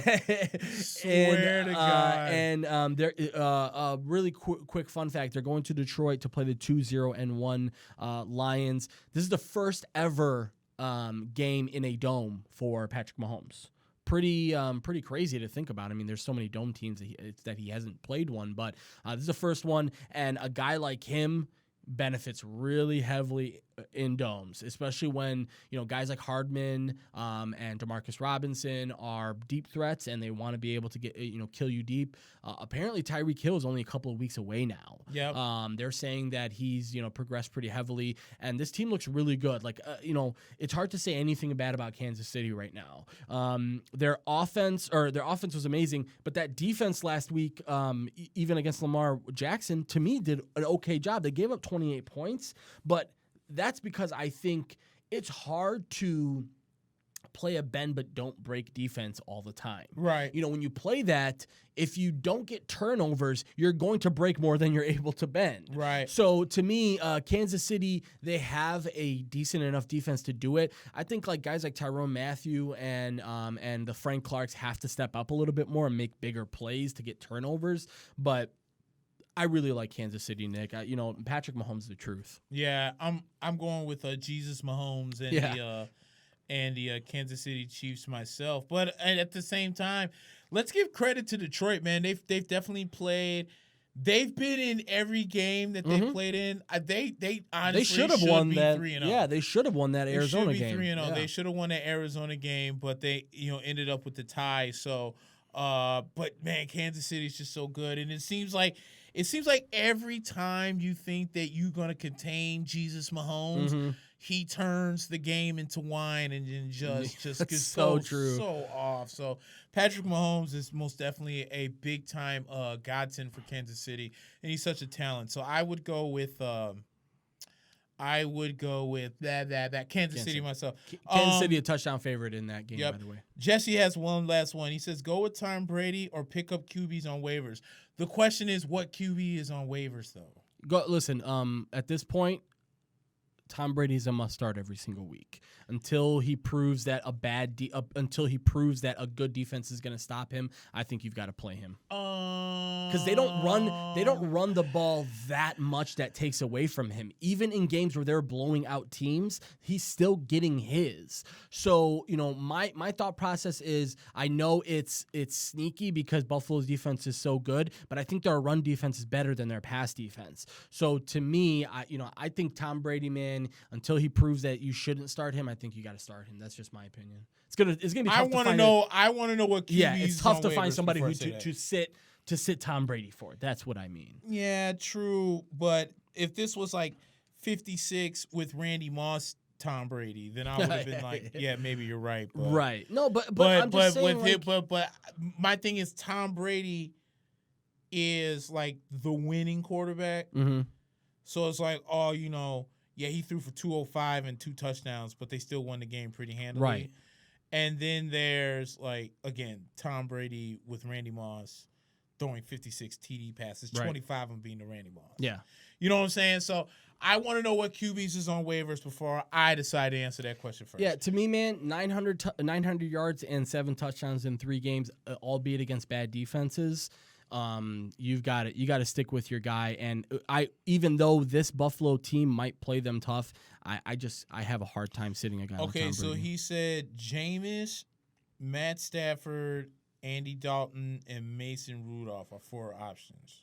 I might think Stafford or Winston might be decent plays this week because that game, the Lions game that we're talking about right now, is going to be a shootout. I think It is. I think it's going to be a shootout, and Kansas City's defense is not that good. not in shootouts at least. They don't like playing in shootouts because it seems like they just keep giving up. Big Jameis plays. is sneaky because they're on the road against LA this week. Mm-hmm.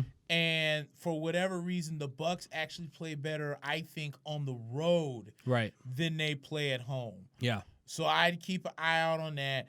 Andy Dalton is actually not too bad of a play because you're going to go up against, even though they got Mika Fitzpatrick, that secondary is still not bad, good. Yeah. And then Mason Rudolph, the counterpart, is in the same boat where Cincinnati's secondary isn't that Not bad. good. Yeah. Honestly, of those 4 quarterbacks, I would rank with Brady in there. I would rank it Stafford, Brady, Winston, Rudolph, and then Dalton.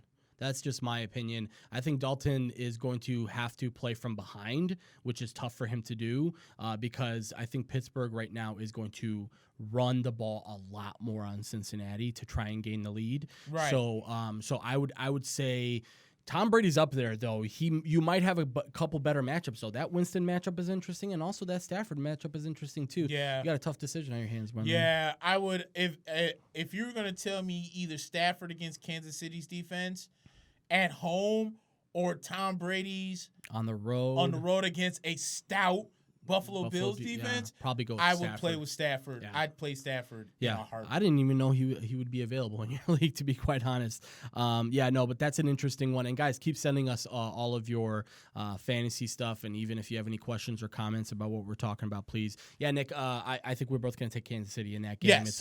It's hard for me to. I do like that Detroit right now has been in every single game that they've played, and they've played so well. I know, and that was an impressive win against the Eagles on the road. Man. It was. People after seeing the Eagles on Thursday night, now you start to see it in perspective. Like, man, maybe the Lions got something going there. And on top of that, what also needs to be answered too is how the defense played after the block kick last week. Yeah, because that block kick had Philadelphia comeback written all over it, and the defense stopped. Yeah.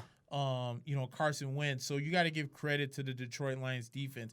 They really did step up, especially after that kick where it looked like it was going to be disastrous. And what's been the Lions' shortcomings the last few years? Their defense. Defense. They go out and hire a defensive coach last year, and then now finally give him the piece around him, and they've been a pretty good defense. So. And they made some moves in the offseason too. They did. Yeah, that Flowers pickup was big. Obviously, Daniels pickup from Green Bay. And having Snacks Harrison last year, you traded for him when you didn't really need to, and now he's still one of the best defensive players in the league. So, all right, Nick. Yeah, so we'll move on to the next game. It's the 1-2 Oakland Raiders are visiting the surging Indianapolis Colts, who will be playing at home. And Jacoby Brissett is a beast, man. It's hard to say anything bad about this guy. 7 touchdowns, 1 interception in the first 3 games, and he really could be 3-0 right now. They could be, The Colts could be. So, and by the way, the Colts are 6.5-point favorites right now, as at home.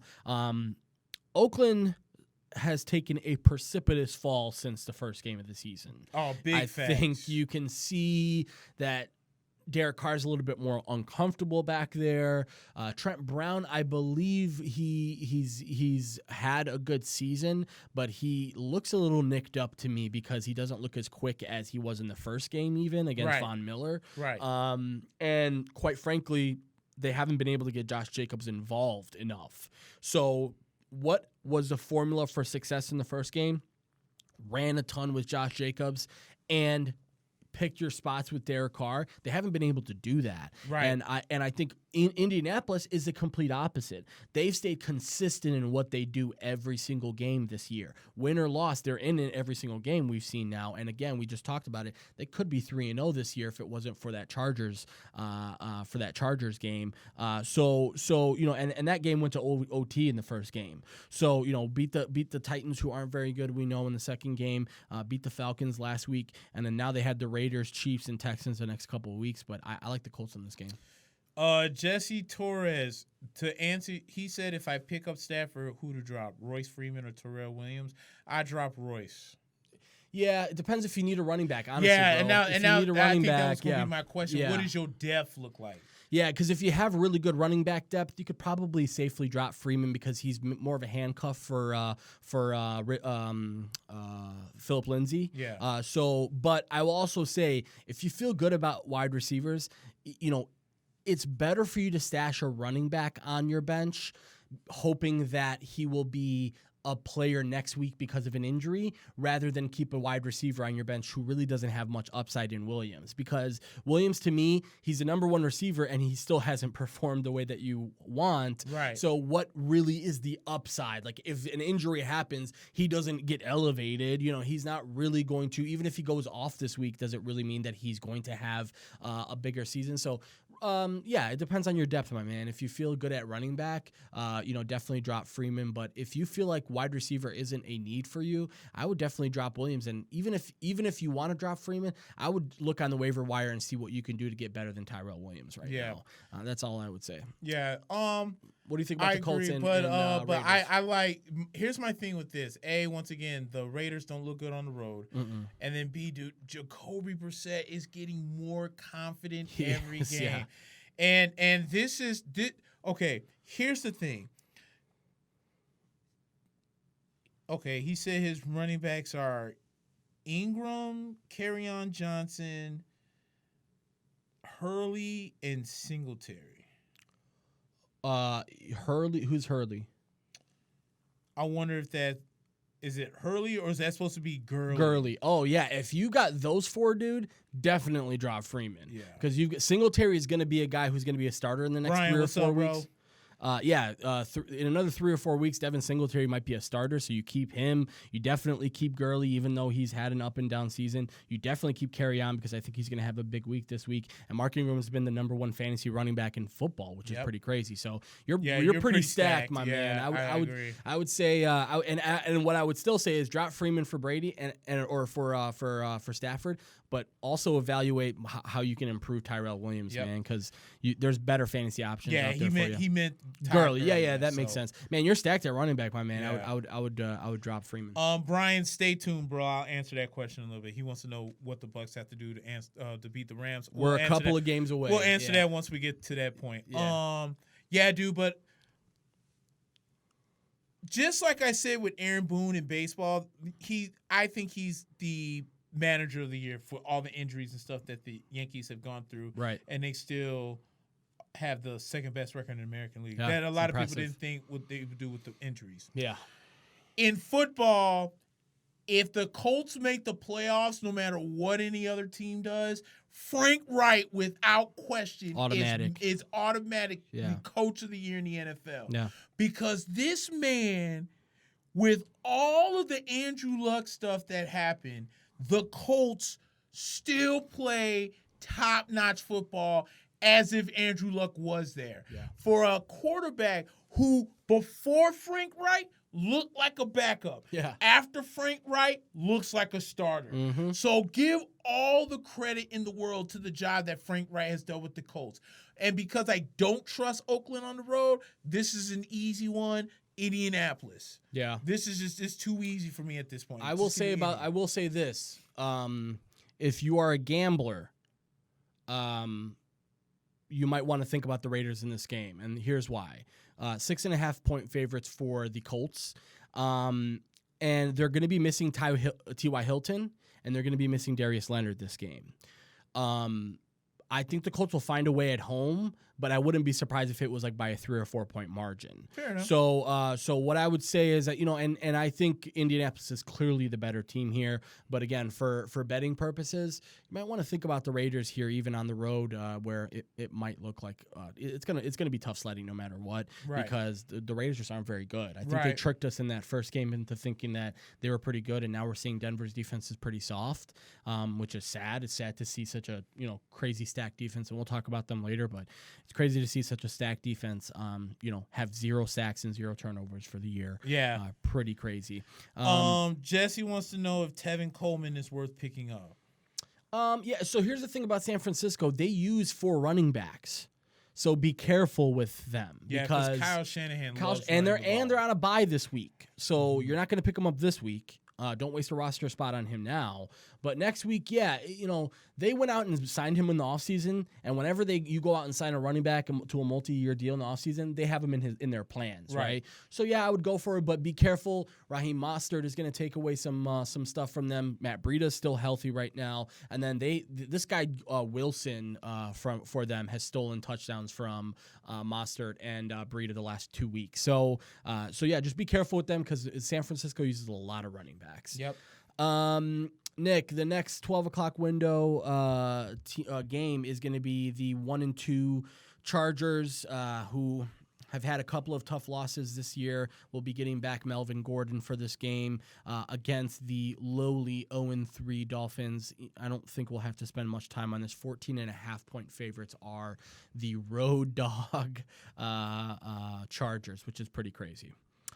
Here's the thing the only thing I'll say about this game is the same thing that you felt about Oakland, Indianapolis is how I feel about the Chargers and Miami. Careful with the spread, yeah. I'd be careful with the spread. Yeah. I think now that you put the guy in that was supposed to be starting at quarterback in the first should have been plays, developing him from week 1. You feel what I'm saying? Like, what are you trying to accomplish and prove with Ryan Fitzpatrick, who is supposed to be your backup at best? Yeah. But that's neither here or there.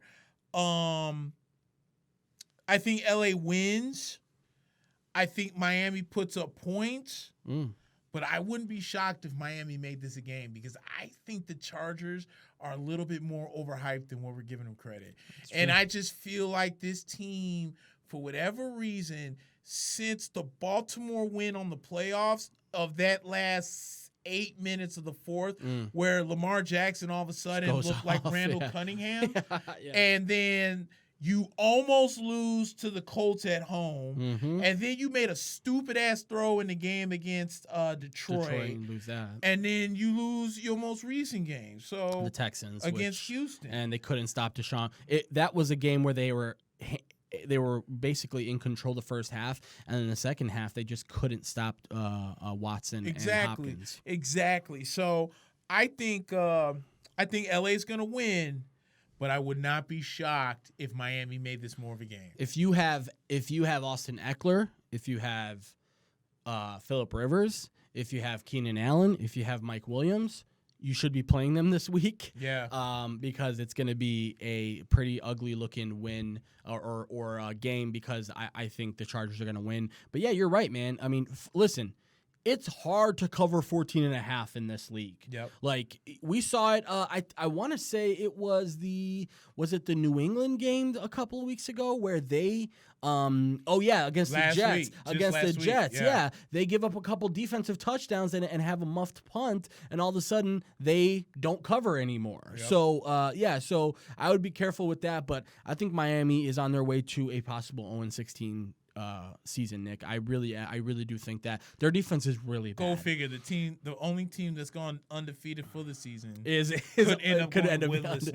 And listen, that offense has some things to maybe think about, but that defense is atrocious. They're really bad, and it's going to be really tough for that offense no matter what. They're going to be playing from behind.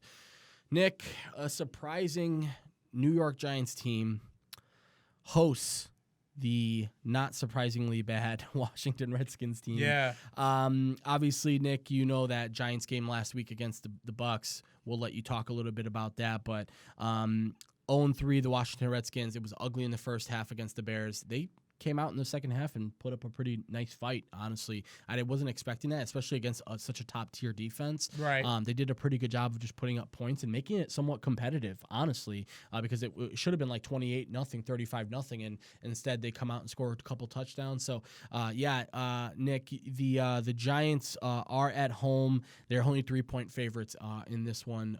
What are you thinking about them? Yeah, that was definitely a tough loss last week for the Buccaneers to take, and it put the fans in a big time frenzy. Yeah. Just so many things went wrong in the second half. The defense didn't show up. Shaq Barrett, The sack man. the sack man for Tampa Bay, for what it's worth, really stepped up, but the secondary couldn't cover anybody. And then the final touchdown that gave the Giants the lead, you put everybody in man, but you didn't leave a spy up the middle. And, Daniel Jones, who's more fleet of foot than Eli Manning, runs unclean and untouched for a touchdown. A lot of the focus was on Mack. He misses 2 extra points in a field goal. One of the extra points was blocked. So now it's back to we don't have a kicker, we suck, this and that. Like Bucks fans have found every excuse of why guys lose. When we lost the game to San Francisco, we lost to San Francisco, and it was, Jameis is bad, and maybe it wasn't Deshaun Jackson's fault, and blah blah blah, this and that. Now we get to the game we lose against the Giants. Oh, we have a kicking issue, and Mack sucks, and blah, blah, blah. It's a mess. But, here's the thing. I'm reserving judgment on Daniel Jones until maybe after this game or maybe next week's game. I know you're playing against a bad Redskins team, so I expect Daniel Jones to have a really big game. At the same time, I feel that the Giants had a small edge of what they did because you don't have tape technically on Daniel Jones playing in the NFL. Right. So you don't know if he's a scrambler. Yeah. You've seen some preseason games, so but he's against the second string squad and all that nonsense. And then he came out and had as good as a game as he did. So true. But with this game right here, in particular, the Redskins suck. They suck. We all know how I feel about them. Yeah. So the Giants are going to win this game. I think this one might be like this really has a chance to be like a 9-6 game, to be quite honest. I think obviously Saquon Barkley is going to be out for at least the next 4 weeks, probably with the high ankle sprain. Yep. Apparently doesn't need surgery, which is really encouraging. But at the same time, if you're the Giants, why rush him back? Right. Just to bring him back to salvage a couple of yards on his stat sheet. No, fuck that. If I were them, I would be extra careful. Even if he doesn't play the rest of the season, fine. Because this is a lost season anyways. What are you going to do? Yes, it is. What are you going to do? You're going to try and make the playoffs? You're not going to be there. So, right. And we'll talk about that during the Tampa Bay thing, but the whole Bruce Arians, I took the penalty because it's easier from farther back. Yeah, we'll talk about it. We got to talk about that because that to me just sounds like he misspoke almost, but we'll talk about that. Yeah, I think both of us had the Giants in this one, especially at home. It's hard for me to pick the Redskins, period, but when they're on the road and they're coming off pretty tough, it might be Dwayne Haskins' time in Washington. Like, why Keenum at this point? Why Keenum at this point? Because he trying to salvage a season. You're 0-3. You're not going to be any good. It's not like you're going to throw him to the wolves. The offensive line hasn't been tremendously bad or anything. They are missing their best player right now. But to me, man, in another week or two, it might be Haskins' time. You could be right. Yeah. You could be right. Another pretty intriguing game that to me has a little bit of upset over it is Cleveland, the 1-2 Cleveland Browns visiting the Baltimore Ravens, who put up a nice fight against Patrick Jesus Mahomes and the Chiefs. They're 6.5-point favorites at home. I would be careful if I were the Ravens because the Browns really, really, really, really need a win in this game. Yeah, like badly. Yep. And I will say, Freddie Kitchens, he's like cute to listen to on press conference. He's funny, but think the jury's still out on whether or not he's an NFL head coach. I You know, agree. he took over for Hugh Jackson, and Greg Williams was technically the interim head coach last year, but he ran the offense, and the offense had a pretty good end of the season. And then they automatically just give the guy the job. They automatically said they weren't going to bring in Greg Williams, and they just felt like Freddie Kitchens had a good enough rapport with Baker Mayfield that it was going to be good. And I'm not sure he's there. I really don't think he understands how to get guys going. You know, like you know, that game against the Jets was such an indicator of how much this Cleveland team struggles to find a rhythm. Like, it was 23-3 in that game was the end of the score, but that game should have been won by 45 points against the Jets. And then last week against the Rams honestly outcoached the Browns, because on the field it was very close, and Cleveland really right now they need a boost. I think they're going to be more hungry for a win this week, but I really like Baltimore. Man, they're really good, and their defense is really tough. But we saw some chinks in their armor last week when Kansas City faced them. They went up against Jesus, though. Jesus, that's true. And here's another thing: they did pretty okay against the run, even though it's tough to play against Jesus no matter what. But when you stop the run pretty well, which they did, you always have a chance. So yeah, I don't know who you're thinking in this one, but I like Cleveland right now because it's a must-win game for them. Yeah, I'm gonna go with Baltimore on this one. Mm-hmm. I don't know, dude. It's just hard for me right now to kind of really trust anything that's Cleveland. Yeah. Especially with all the hype that was around the Cleveland Browns, Mm-hmm. With them, maybe running away with this division. And it's been the second-year quarterback, Lamar Jackson, that has been the, that's kind of been the impressive guy over Baker Mayfield. So yeah, dude, I like Baltimore at home. I can't go against Baltimore at home. Yeah, I mean, listen, if Pat Mahomes is Jesus, then I think Lamar Jackson might be Moses or something like that. We have to give him some sort of He's playing crazy ball right now, and not just with his feet. Like, if you want to think that this guy is somehow Mike Vick, think again. This guy can pass the ball. He can read a defense. He knows where to go. He's getting smarter and smarter every single week. He's going to be a nightmare for defenses later on in his career. Right now, he's still, people forget, this is technically his first full year. So last year, he did have some exposure, but that was late in the season.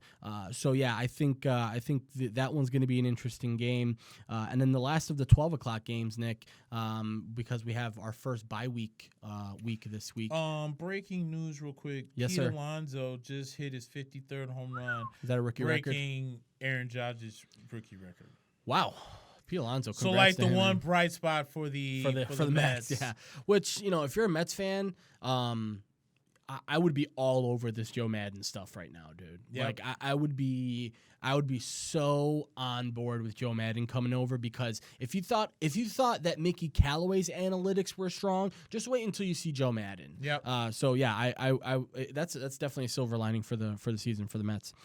Nick, the last 12 o'clock game, because of the bye weeks this week, we have Carolina, the 1-2 Carolina Panthers, coming off of their first win, and what an impressive debut for Kyle Allen against the Houston Texans, who are 2-1 and somehow are 2-1. Yeah. If you looked at their highlights, they're 0-3 maybe, and they're 2-1 right now, playing some tough football, close football. In fairness, they were one dumbass defensive play away from being 3-0. That's true. I forgot about that. Yeah. So.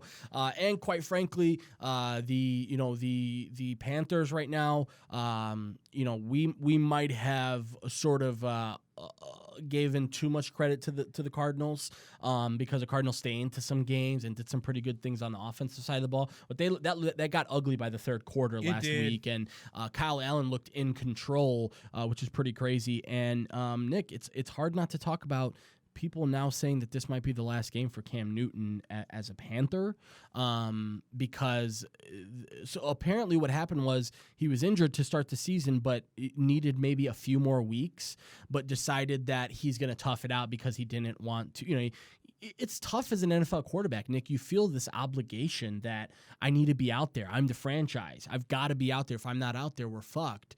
and he came back a little bit too soon, and he was terrible. He wasn't able to hit routine throws, and I think he realized that it was more serious. And now they're saying this could be another like 4, 5, 6 weeks before he even starts to think about coming back. So, and then we've got the Texans are 4.5-point favorites at home. I like the Texans in this one. Like I said, they've been coasting by with wins somehow. I think this might be the one where they like have a blowout win against a team that's not very good defensively, especially when they're playing from behind. If you get up by 2 touchdowns against Carolina, you can score another 5 easily. I'm with you on that.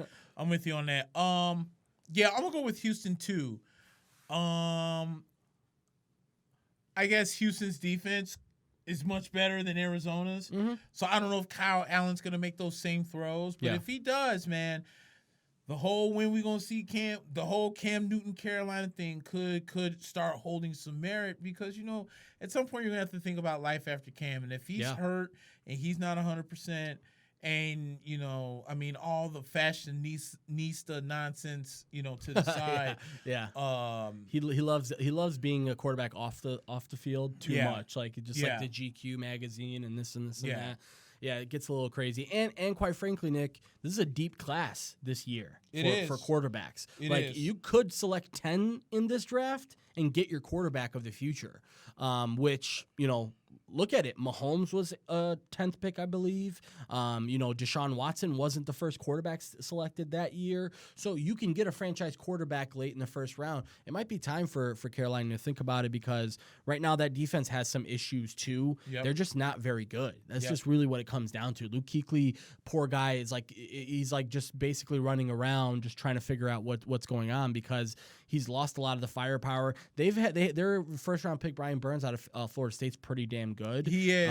But it's just it feels like they're just overwhelmed every single week. Even against the Cardinals. Honestly, if this was week 7 Cardinals, they might have won that game. Right. But I just felt like they were, it's going to be, we talked about it even before the season, it's going to be really tough for Arizona to find a flow. Yeah. When you're running that many plays, especially that many pass plays, you really never find your rhythm. And David Johnson's never really able to get involved unless you get him involved early. So, that might be one where you have to think about, Arizona's defense being a lot worse than Texans defense. So, yeah, I think we'll both take the Texans in that one. On that one, yes, sir. All right, to the 3 o'clock window, my man. Let's just go ahead and start with your Tampa Bay Buccaneers visiting the L.A. Rams. 3-0 are the Rams, and 1-2 are your Tampa Bay Bucks. Nick, you got a question earlier from our chat. I believe it was something along the lines of what do the Bucks have to do to sort of bounce back? Yes. Let's talk about that. What are you thinking right now about this game overall, and what the Bucks have to do to bounce back? By the way, their 9-point underdogs are the Bucks. Run the ball. Run the ball. Yeah. That is the biggest key thing that Tampa Bay has to do this week is run the ball. The Rams' run defense is still not good. Yeah. My buddy Ricky that I do the Arch Rival show with pointed out that last year the Los Angeles Rams were the 6th worst run defense allowing touchdowns. The Rams this year, I know, gave up 200 total yards against Christian McCaffrey. Mm-hmm. They struggled against Chubb to an extent last week. Yeah. And then who am I missing that the Rams played? I believe we're talking. Oh, it was Chubb, it was Kamara, and it was Alvin Kamara. It was Alvin Kamara. Had a decent game against them too, even though they only scored 9 points in that game too. Yeah. Right. Yeah. Now, here's where I did see that, Brian. He's talking about Alonzo hitting number 53. Here's where that it's for me. It's not even so much them running the ball. It's them running the ball with Ronald Jones. I have nothing against Peyton Barber. I just think that Ronald Jones is the better running back of the two. Yeah. I also think that something was said last week. Rondé Barber was talking to Bruce Arians, and Bruce Arians was like, well, our offense doesn't really involve on having big play running game. Our running style is not to make big plays. Get big chunks. Right. Right. And I'm thinking to myself, well, that's dumb as hell. Yeah, to even say that is dumb. For the simple fact of dude, if you look at the year the Bucks went 9-7, under Doug Martin. Doug Martin was kind of the key guy that took a lot of pressure off of Jameis Winston because you didn't so you had to focus on Doug, but then you also remember that Jameis can actually throw the football and they were mixing the plays up and all work. Well, what pisses me off about Tampa sometimes is that Byron Leftwich will go with the run. The offensive line saying, go with the run. But then you get into the red zone on 3rd and 2, and you're in shotgun. Right. For what? Yeah. For what? Run the I formation. You've been doing it for a while. It's been working. Why would you run an RPO at the 2-yard line when you've rushed with Ronald Jones to get to that spot in the first damn place? That's my point. So here's the thing. This is the first year that Byron Leftwich was able to call plays under Bruce Arians. Yeah. Okay. But this time it's in this game where you have to exploit the Rams' run defense because Aaron Donald is a great pass defender, but he can't defend against the run. You can run right at him if you need to. Exactly. Yeah. He's too small. That's why the biggest key for Tampa Bay right now is Alex Kappa. Because between Alex Kappa, Ryan Jensen, and DeMar Dotson, which is center, right guard, right tackle, respectively. All right, Jensen, Kappa, and DeMar is center, right guard, and right tackle. That's where Aaron Donald's going to be lined up. Yeah. So you're going to have that. You're going to have that area that's so important. So the Bucks have to exploit that A. B, that's a good point. O.J. Howard has to get involved in this damn offense. That's crazy, man. You know what I'm saying? And people are like, oh, we should have drafted Dalvin Cook. And that's the Florida State Bucks fans that's all tripping that we should have drafted Dalvin Cook. The same Florida State Bucks fans that are still tripping that we should have drafted Vita Vea over, Derwin James over Vita Vea. Yeah. God, dude, get over it already. Yeah. O.J. Howard is a talent. O.J. Howard has to get involved in the offense, but O.J. Howard also has to get out of his own way. Some of his flaws are his own personal fault. Yeah. When you fumble the ball against San Francisco in the red zone, your quarterback's not going to trust you. Not only did you fumble the ball in the red zone, but when Jameis gave you a crisp pass and you couldn't even catch that and turn it to a damn interception, you're not going to get tick. No. So O.J. Howard has to get out of his way. If they get Mike Evans one-on-one, he's burning them. You got to get back to him. That's what the Giants did in this game. They took that away. B, defensively, the Buccaneers secondary has to figure out zone. Right. Like Booger McFarland was talking about in that game between the Bears and Washington. Yeah.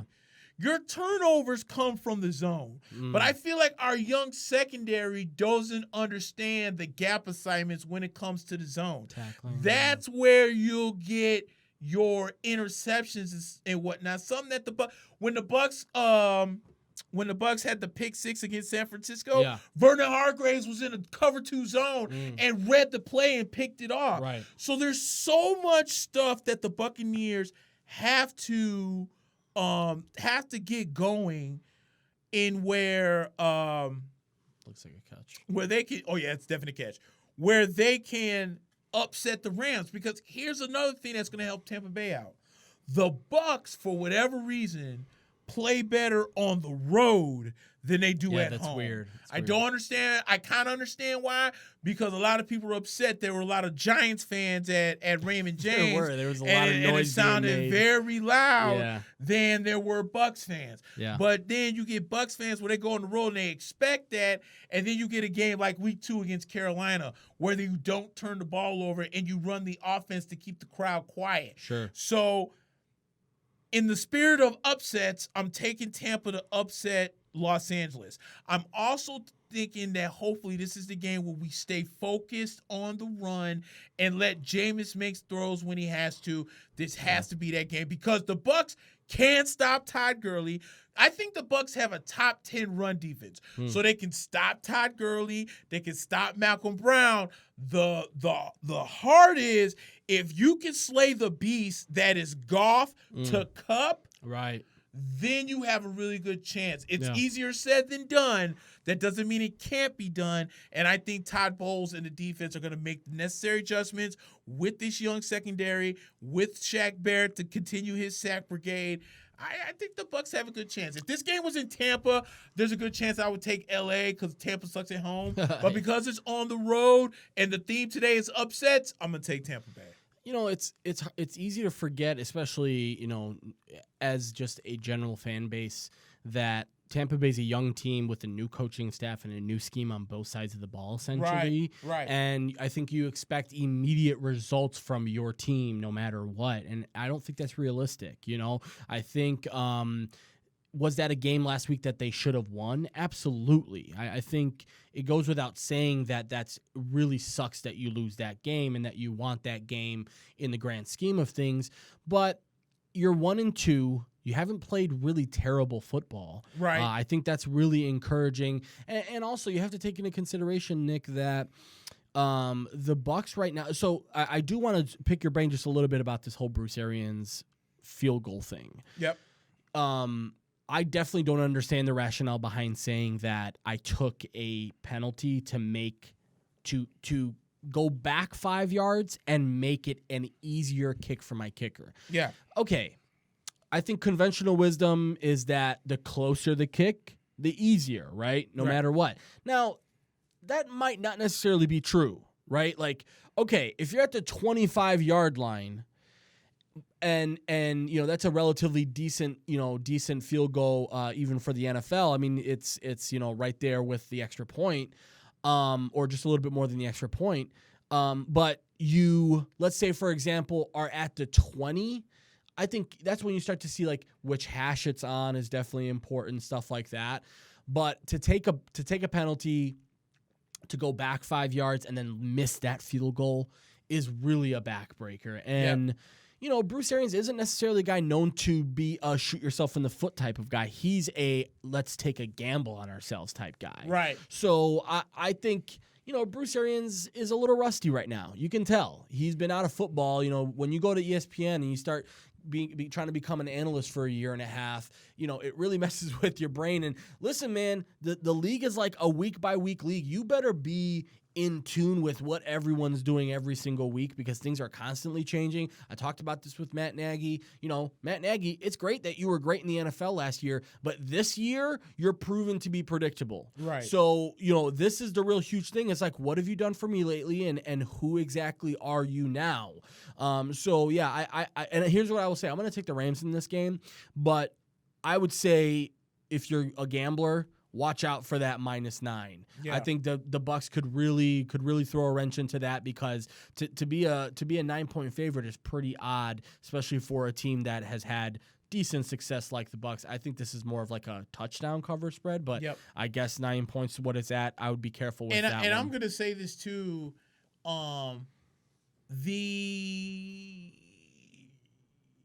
as we're watching the NC State and Florida State game. No flag. All right, no flag. Fourth the whole thing over Matt Gay kind of pissed me off a little bit amongst Bucs fans. Yeah. Because obviously Matt Gay struggled last week. He, like I said, he missed an extra point. Mm-hmm. One got blocked. He missed 2 extra points. One of them got blocked, and then he missed the game-winning field goal. Wow. But we forget that this man went 4 for 4 in field goals before that miss. Sure, yeah.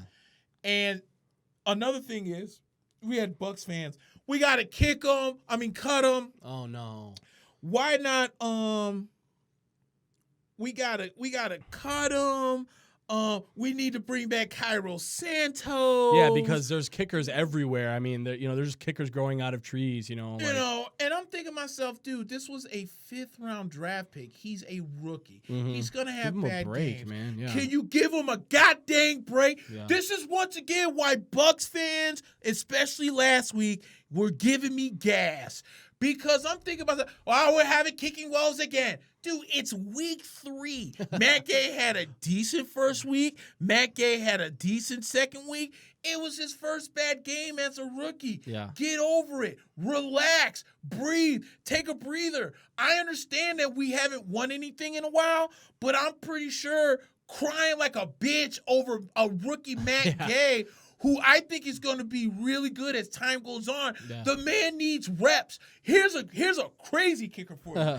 Adam Vinatieri, who doesn't have the leg that he once did, has been struggling. You know what Frank Wright said? We're going to stick with him. Yeah. You want to know how many Indianapolis Colts fans are worried about Adam Vinatieri? Yeah. None. 0. And dude, the man's like 49 years old. It's like who are you? If you want to cut a guy, that means that you have a guy that can replace him. Who, at this point, is going to replace a guy, especially as kickers? Listen, dude, there's not many great kickers in the league. And there have been enough kickers this year who have, quote unquote, lost their job, if you're thinking of it in those terms, but they haven't gotten cut because there's not a lot of great NFL kickers, and you have to develop into one. Right. You can't I didn't just hear Bears fans bitching up a storm when Eddie Pinheiro missed his kick last week. It was okay, it's a missed kick. Let's go back, and the defense did just fine. Yeah. In our case, freaking the kicker makes one kick, and everyone wants to burn this man at the stake. Like Bucks fans, dude, do not be that fan. Don't be that fan base. Bears fan. Yeah, please don't be that fan base, dude. We're much better than that. Yeah. Uplift the kid, just be like, hey, okay, it's only week 3. We'll get it next week. Okay, because if Matt, I'm telling you right now, if Matt Gay comes out and have a 5 day, missed no kicks last week, I'm trolling every Bucks fan that is a fan. You have to. It's mandatory. I swear to God, I will, because I'm sick of that. I hate that crap, dude. That shit pisses me off, dude. Yeah. Don't sit here. Don't stick come with at your me. Guys, man. Right. Stick to our guys, dude. He's a rookie. I mean, it's not like, okay, I can understand if it was Roberto Aguayo, where in year 2 and 3 you're still missing the same kicks. Okay, the guy's a freaking rookie. Yeah. You know, like, no offense, I'm pretty sure Walter Payton didn't have 20-yard runs every time he touched the ball when he was a rookie. No. I'm pretty sure the great Peyton Manning, who I think arguably is the greatest quarterback that has ever played, did not have bad games when he threw 4 or 5 picks in a game. I didn't hear Colts fans saying we got to cut this Peyton Manning's not going to win. They knew he was going to be great, and they lived with it. Dude, Matt Gay's going to be a good kicker.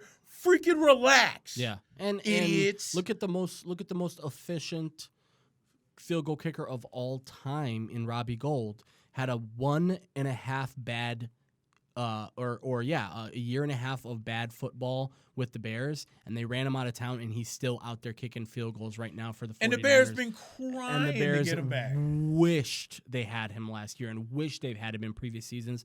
And quite frankly, a lot of it had to do with money too, so which is even dumber, because it's like if you can find a guy that can solidify that type of position for you, I don't care if you have to pay $3 or $4 extra million per year. That was kind of dumb. Another 3 o'clock window game, Nick.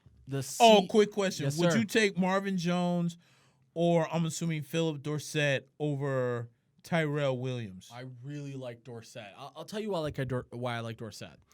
Dorsett has been with the Patriots for almost 3 seasons now. Yep. He's had a rapport with Brady better, other than Edelman, better than anyone else on the team.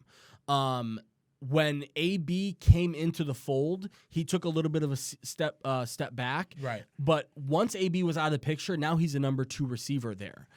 He has a lot more trust, believe it or not, with Tom Brady than Josh Gordon does. So in the red zone, Philip Dorsett is a monster. Yep. He can be a guy that can score a lot of touchdowns. He's just the problem with Philip Dorsett is volume-wise, it's really hard to understand what his volume is going to look like on a week-to-week basis. Like any player on the Patriots, you just don't know. Right. You know, the Patriots could run it 45 times this Sunday, and we just don't know. So honestly, I would take between the two. I would take Dorsett because I'm not a really huge fan of Marvin Jones. That's another tough one because Galladay is clearly, I think, the favorite of the two in Detroit. And even though Marvin Jones on paper looks like the number 1, he really doesn't get a ton of targets in that offense either. So I would take Dorsett. Bingo. All right. Hey guys, it's another 3:00 window game. The Seattle Seahawks are 2-1, and they are taking on the Arizona Cardinals. 0-2-1 are the Cardinals after last week's ugly loss against the Carolina Panthers. That one was like an easy one for the Cardinals to win, and just weren't able to take it. I want to say upset alert is somewhere there, but I thought Seattle would be a little bit more favored than they are. They're only favored 5.5 being on the road, but it's hard for me to understand Kyler Murray quite yet. Yeah, he has had really good moments in the season. Has also had some times where you look at him and like, is he an NFL quarterback? Right. I've said his size has a lot to do with it over the last couple of weeks. I saw a little bit more of an improvement on that this week against the Panthers, even though it was still ugly and they lost. I thought he looked better outside the pocket, and he didn't look as small behind the pocket. So we'll see. We'll have to see how this sort of shapes up for the Cardinals. But I think Seattle has too much to play for right now, and I think they proved in that Pittsburgh game on the road that they're getting better on the road now. That's always been their Achilles heel. They love playing at home, but when they're on the road, they have a really tough time sometimes. They don't look like the same team. Yeah. So when they came out in Pittsburgh, even though Pittsburgh was shorthanded in that game, I still was really happy to see that they won that. I'm going to take Seattle in this one. Yeah, I'm reluctantly gonna take Seattle on this one, and I'm gonna tell you what, dude. If the Seattle Seahawks don't figure out that secondary, it's gonna be a long season. Yeah, I'm with you as far as that. This game is so important for Seattle because San Francisco's on a bye, but they're 3-0. And then you get the Rams are 3-0, and then you have Seattle that's 2-1. Yep. So this is kind of a game where you don't want to fall too far behind from San Francisco and LA. Yeah. But their Achilles heel right now is most definitely the secondary. Yeah, most definitely had their secondary is their Achilles heel. Yeah. You bring in Jadeveon Clowney, but he can't he can't defend everybody. No. So this is times where you miss Richard Sherman and you're missing Earl Thomas and that Legion of Boom secondary. I'm surprised they're not in on Jalen Ramsey. I'm surprised they're not in on it too. That would be a really nice move for them. You know what I'm saying? And that's a touchdown. Florida State touchdown. There we go. Quick passes. When your offensive line is struggling, hit the slants. Hit them with the quick passes. Yeah. So nice adjustment there by Willie Taggart in Florida State. But nonetheless, though, Brian says Matt Gay had death threats. That's my point, that's dude. just because people are idiots. I'm telling you, dude. Bucks fans sometimes give me gas, dude. When every time you want to lose, like our buddy Tommy O'Connor was trying to talk to me about Jameis. He's like, "Oh, that's Jameis' fault. He couldn't maintain this, that, and everything." Nobody was getting open in the freaking game. Where was he supposed to throw it to? The same guy that we keep killing, that we don't want him to play hero ball, didn't see anybody open and didn't play hero ball. Yeah. Thank you, and played accordingly. And now you want to sit here and get all pissed off because, dude, I know Tommy can't stand Jameis for whatever reason, and that's fine. But don't come on my status talking to me about dumb, stupid nonsense when I'm telling you we didn't watch the same game. I'm proud of what Jameis did because I kept saying, Jameis, why don't you throw the ball? Why don't you throw the ball? And then when you look at the highlights, because no one's getting open. And Jameis didn't lose them that game. I mean, I've said a lot of nice things about Chris Godwin the last few weeks, but he was invisible during that game, wasn't? Well, no, because the best matchup was Evans against Janoris Jenkins. That's true, yeah. And they used Jameis that. was exploiting it the entire first half. And give credit to the Giants. They adjusted and they made sure that Evans was sort of covered a little bit better. But again, you're right. I mean, it's tough to say when O.J. Howard isn't really able to get open down the field. Even like they tend to use Cameron Brate a little bit, and they just really haven't been able to get things going. Which is Jameis's favorite guy, yeah. Target. So and I mean, here's the thing: Jameis didn't lose them that game. And he didn't at all. That's another thing about like when you say Matt Gay got death threats. Listen, guys, everybody's getting death threats because that's how stupid our society is now. It's just like somebody does something I don't like. Now I got to send an anonymous death threat to them online or something. Don't take that too. I hope Matt Gay is not taking that too seriously because guys people are crazy now, man. I swear to God, dude. It's really hard to even say. Hey, you guys suck balls. And and I can't believe you missed that kick, and I'm gonna come to your house and blow you and your family up like meanwhile, this dude's been on disability for 15 years. Hasn't keyboard. Yeah, keyboard. freaking keyboard warrior coming out. I'm gonna kill you and her family, and I'm use your blood for Kool-Aid and this and like for what yourself. over a missed goddamn kick? What an entitled society we are that it's like. I swear to that God, it's like, dude. My kicker didn't do good things, so now I'm gonna say nasty things and threaten his life. Yeah, dude. Go fuck yourself. It's exactly why sometimes I just watch games by myself. Yeah. No, and dude, it's really hard. It's honestly, Nick, I'm in the same boat, dude. I find it really hard to watch football with people, especially because I don't want to say this to sound high and mighty, but people who majority of people who think they understand football don't understand football. No, hell It's no. really hard to explain to somebody no. who has been watching for a long time and thinks they understand football that they don't, that you really don't understand football. Because if you did understand that, you wouldn't hold these types of viewpoints. And that's my thing about the Bears fans is we've got so many of those ourselves, especially, the whole Cody Parkey thing last year. Oh, my God. I mean, that poor guy got tortured and, had to go on Good Morning America because of it. It's like, the real big thing for me is just like we're such an entitled society right now that if somebody does something that we don't like, we want to cancel them or we want to do this or I want to death threat or this and this and that. Just like we've got a problem right now. Yeah, we really do. But back to the game, Seattle. But they're going to have to really fix that secondary. I don't know what they're going to have to do. Jadeveon Clowney's got to put pressure on them or something. But dude, that secondary, it's out there getting beat. And if they don't fix that, they're going to find themselves way behind the 8 ball in the NFC West. Russell can only carry that team for so long. Seriously. It's like you've got to find, especially with like Chris Carson, like continually fumbling the football. And really, I mean, let's be honest, Russell Wilson has made do with Tyler Lockett and David Moore and DK Metcalf. Yeah. To me, man, this guy doesn't really get enough credit that he really deserves. Is he keeps his team in football. He's learned how to win football games. Nick, second to last. My buddy one. Christian Randall says, great show. You guys should put it on any podcast. We're most definitely on iTunes. Thanks, bro. Appreciate that. Thank you, man. He said, I agree. Gay will be just fine. He's not Ray Finkel. Yeah, dude.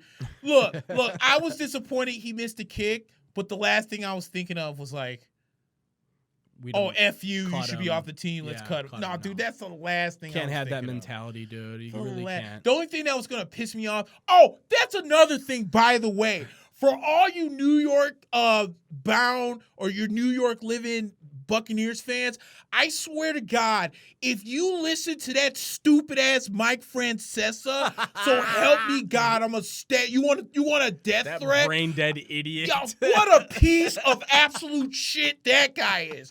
Freaking months ago, what's his name? Daniel Jones. He doesn't have an arm.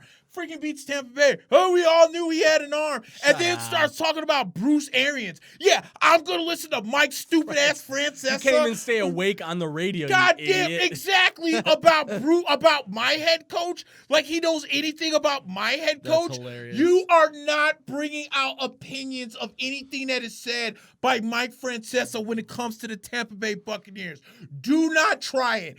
Any Bucs fans that put anything on my wall or you tag me anything on Mike Francesa, I'm automatically putting you on 1-day mute because I'm not listening to that jackass and any stupid shit that comes out of his mouth about my squad. He's just Piss off, dude. Piss clean off. If you want to know how much of an idiot Mike Francesa is, freaking moron. He's had a weekly interview show with the Giants the last 2 seasons, and this year the Giants canceled because this guy just first of all doesn't know how to do his job anymore. He's like a billion years old. Can't stay awake on the radio anymore, doesn't really understand how to do radio anymore, and doesn't really know football anymore. Yeah. Let's be honest with each other. Yeah. The dude, he's not there anymore. And it's so funny because he's in that new Adam Sandler movie. He does a cameo in the new Adam Sandler movie, and it's crazy because they must have put like 10 pounds of makeup because he looked like he was 40. And it was pretty crazy. I'm telling you, dude, look at it like this. Mike Francesa retired from radio. radio. Yeah, and came back. And for some reason, they brought him back. Came back. I got Money. a great idea for the Fan, WFAN in New York. Hire me in his spot. I can guarantee you, I can tell you about all New York sports. I will start watching Islander games, even though they would bore me to piss. I will start watching Met games, even though they bore me to piss. And I could talk about New York sports a lot better than that piece of shit that's on there and probably doesn't even know that he has a show between 3 and 7 Eastern Standard Time with his stupid dumb ass. Let's get that Get his campaign dumb going. ass off the flipping radio. Put me in there, and I can guarantee I can do a much better job than that piece of shit. I know. What a piece of absolute shit. I know Nick will do a better job than we're gonna start that campaign. What soon. a piece Look out for the of shit. petition. And I usually don't cuss on this show like that, but No, he's and garbage. props to my buddy Brian. But when he tagged me in something that he said about Bruce Arians, and I don't even remember what it was.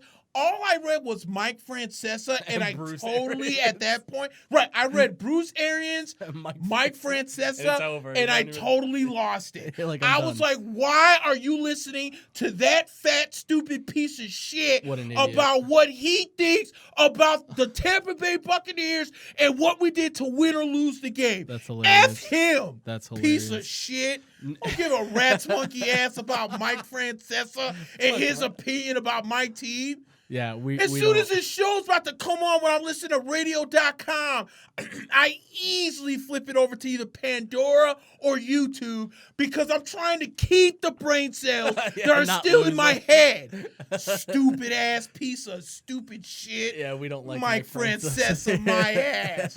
What a piece of shit. Hey guys, let's switch gears a little bit and talk about Nugs. That's how I know don't ever speak about Mike T. again. I hate when he talks about the Yankees. Freaking piece of shit. Yeah, he's terrible on the Yankees. too. God he's terrible with bless, the he's Yankees. horrible. He- just because you got clout, just because Yeah. like you, well, they give me a free seat so I can sit in. Oh, You're shut still up. an idiot. Shut How up. about that? Yeah, and the Yeah. Yankees don't even like you anymore. They No, don't even they let, don't. They don't even let you cover them anymore. So No. why the hell are you even No, there? Yeah. exactly.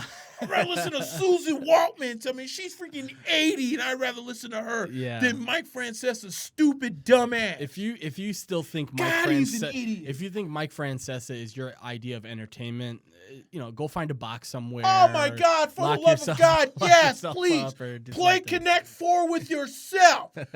You would be more entertained than that piece of shit. Yeah, he falls asleep on the radio during his I'm own so show, glad I so- remembered that too, man. Because dude, that shit had my blood boiling. And you know, I hate typing on Facebook. Yeah. I really do. It's tough. I hate It's tough to typing really- when I'm upset on Facebook. Yeah. But that shit royally pissed me off. And then like some idiot on Brian's freaking, I keep putting Brian because he was the one that brought it up. Some friend on it who's a notorious Winston basher, then all of a sudden has the audacity to try and come at me about some nonsense. I was like, dude, I know you didn't bash Winston. And then he go say, where's the lie what Mike Francesa said? I had already tuned you out. You can tag me in every comment you want. I'm not reading out of one piece of shit of them comments because if you agree with that dumbass, you're equally the same freaking dumbass. Dumbass. What a dumbass. Yes, sir. That's why I love it when we get Nick riled up here, especially about something as dumb as Mike. And I shouldn't have to Francesa. go off on New York talent because I'm a New York guy myself. Even though I'm stuck here in Chicago, I'm a New York guy myself. And if you- I'm telling you, the fan, listen to this show. Listen to Yeah. think that? I mean, I'm telling you, Rangers, Knicks, Bucks. I talk about the Giants, Bills, and everybody else. But I'm telling you, I am more entertaining than that old piece of complete human shit Waste. that is called Mike Francesa. We're He about can to- kiss my balls. we're about to How start- about that? We're about to start a Tupac Biggie beef with Mike Francesa right now, and I'll tell you, we're gonna start that petition to get Nick to replace him because it's about time. In a I think heartbeat. Francesa, dude, I don't even know if it wasn't for his name because that just shows you how badly radio is struggling right now. That all across the country, radio stations are just trying to retain any sort of shock jock or somebody who was, did stuff for 10 years in the 90s. It's like, Bro, before Chet Kopic died, he still had he passed, right? I'm not think sure, Chet I'm not Kopic passed. I think somewhere down the line, he still had a radio show. I'm like, how? This man's Yeah. like 85. Yeah, it's crazy. It's if you didn't think that radio and media was a big sort of circle jerk party of friends just basically giving each other, jobs, then just look at Mike Francesa basically walking away from the game and then being pulled back into the game by the radio stations. Yeah. It's crazy. And then while he was on retirement, Yeah. he's at Yankees game and everyone's like, well, here's Mike Francesa. Oh, look at him. He's hanging out at the Yankees game. Oh, word on the street, he's coming back. For the love of God, cares? no. Who cares? I'd rather listen to the real cool chick in Bark Scott. I can't think of her name. Put them back on the 3 to 7 slot where they were at. You put that piece of shit back on there. Extend the Evan and Joe show. How about that? Jesus, is that on Yes? It's on the fan. The fan. Because I listened to him on the radio.com. Yeah. Yeah, dude, he sucks. He sucks so bad. Well, here let's try and transition out Yeah, of Mike my fault, Francesa. dude. No, it's okay. Because yeah. I'm so glad that you had because I hate Mike Francesa. All you do, listen. If you want to really understand why Mike Francesa is such an idiot, all you really have to do is Google his name and just look at the news pieces that have been done about him the last 10 years. It's never, and I'll give you a sneak peek, it's never been Mike Francesa is super right about this. No, it's always Mike Francesa on the wrong side of history on almost every single issue. Every single and thing. barely knows how to do a radio show anymore. I mean, I'm just surprised simply that I'm not really surprised because I understand the state of radio, but I'm just shocked that you can use your name for 50 years as if it's a resume. It's like Mike Francesa, dude. This dude is not better than Nick, not better than pretty much thousands and thousands of other up-and-coming people who are trying to get into radio and broadcasting. So it's a little embarrassing to see Mike Francesa still in the zeitgeist of things. Oh my God, guys! Let's talk about our wonderful sponsor, Nux 3-in-1 Refreshers. That's how you know the state of New York sports radio is starting to go down the tubes, dude. I'm telling you, bring me in.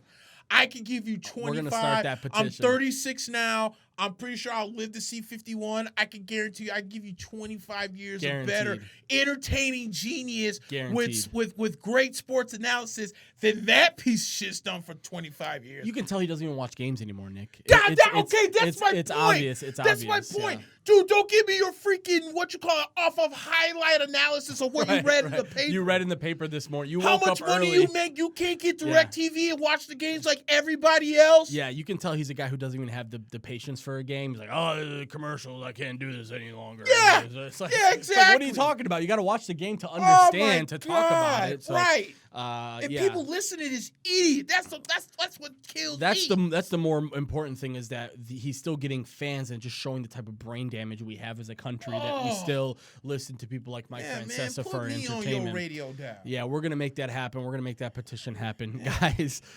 Before we wrap up here, Nux 3-in-1 Refresher Spray, guys. When you're running around on a hot day, feeling sweaty, sticky, nasty, don't have time to take a shower, don't have a change of clothes, there's not really a lot of options. You can, shower yourself in a, baguette of roses, just get Axe body spray and just drown yourself in it. But those things really don't work. It's sort of like half solutions. There's really no guarantee when you're using anything else when it comes to like Axe body spray or even, quite frankly, any sort of roll-on, type of thing just really doesn't get the job done anymore. If you've ever played sports or really anything that makes you sweat, the feeling, the chafing, the itching, the stinking, definitely when we talk about, the men's area, our balls, certainly, hard to maintain. So baby powder just doesn't work. It's nasty. Body spray smells like an LA Fitness, locker room. We don't want that. But there's finally a solution, guys. It's Nux 3-in-1 Refresher Spray. It's made to replace all the other halfway solutions on the market. Armpits, clothing, sports pads, athletic equipment, boxing, MMA gloves, helmets, anything that gets nasty during activity, Nux has got you covered. It is a moisture-absorbing spray that is designed specifically for dudes, especially our undercarriage. So, guys, Nux 3-in-1 Refresher Spray has no aluminum ingredients. It is tested to be safe and effective all over the body, and it comes scented in this Zeus scent or unscented as well. So if you guys want to find out more, do us a huge favor. Check out mynux.com. That's myKnucks.com. Shout out Mack and Black for us so that they know that we're showing them love. And go check them out on Facebook and like their Facebook as well. And I think, if I'm not mistaken, I'm not sure if Steve's around to confirm this, but I think we got a Nux giveaway that's coming soon too. So we will make sure to keep you on top of that. But again, guys, check out mynux.com and support them because they do a wonderful job of supporting us. Again, shout out to Nux 3-in-1 Refresher Spray. Excuse me, I know we got No, you good. No, you good. Go ahead. Left. Christian Randall wants to know, who do I have coming out of the National League? I got Braves as a surprise team. I got the Braves too. I'll just put it out there. I got the Braves too, but it's I'm starting to think the Dodgers might be a tough one to. The Dodgers are going to be tough. Yeah. I'd like to see the Braves up there though. Yeah. So even to a certain extent, Nick, everyone's sleeping on Milwaukee and Washington right now too, because they're like, it's going to be tough. We don't really know, but once that playing game's let's remember, guys, the hot team around this time of the year tends to do some damage. So we'll see who the hot team is going in. Right. Freaking dude, after I just went on that rant, we just got like 9 or 10 people that's watching right now. Yeah, guys. Yeah, Mike Francesa. Yeah, Mike Francesa just made me go ham because he's such a piece of absolute grade A shit. He's garbage. Freaking moron. Yeah, and I'm actually going to post the Mike Francesa GIF. It's one of my favorite GIFs of all time. It's basically him on the radio, and he's kind of just got, like, he's kind of resting his hand in his head in his hand. Yeah. And then all of a sudden, he realizes that he's on the radio, and he just wakes up in the middle of his show. It's like, dude, if you got it, like, I got to give credit to Terry Boers. He's a Chicago radio legend. A guy who was in there in Chicago radio for a long time. True. And he realized that he really wasn't as good as he used to be. A lot of it had to do with health, I believe, too. But he realized he wasn't as good at radio as he really has been used to. Right. So he stopped because he realized, I'm not going to tarnish my legacy by coming out and acting a fool every week and looking like this old doofus. So I think Mike Francesa, you got to take a note out of the Terry Boers playbook, please. Please, Nick. The second to last 3:00 window game, Jacksonville 1-2 is going to be visiting Denver, who is winless this season, and Denver surprisingly 2.5-point favorites in this one. Yeah, dude, I think this is finally going to be the game where Denver gets their first sack. For sure. I'm not sure if they'll get any turnovers, but I don't know, man. Like with Denver, they're kind of weird because you brought in a defensive guy as your head coach. And they've taken like 20. Okay, that's point A. But then just do point B. Offensively, this team it's stale. It's vanilla. It's very vanilla. Yeah. Freaking, I understand that you have Joe Flacco as your quarterback. The man can still throw the ball. Yeah. So let Joe Flacco throw the ball. Stop running these little bullshit plays that don't work. The man's got a cannon. You have Emmanuel Sanders that can still run some good routes. Let him release the goddamn cannon, dude. Yeah. And the offensive, but the problem is, Nick, that offensive line is terrible. It is definitely not good. Committing all sorts of terrible penalties. Their left tackle is like leading the league in penalties right now.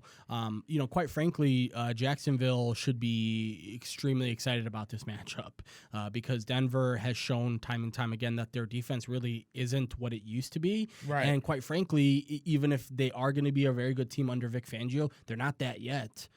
So right now, Jacksonville has to be super excited to try and go and get a road win against a pretty beatable team and get to 2-2 in a pretty competitive AFC South. Right. So I'm gonna go with. Oh my God, this is why I kind of want to pick Denver, but because of that, I'm going to pick Jacksonville.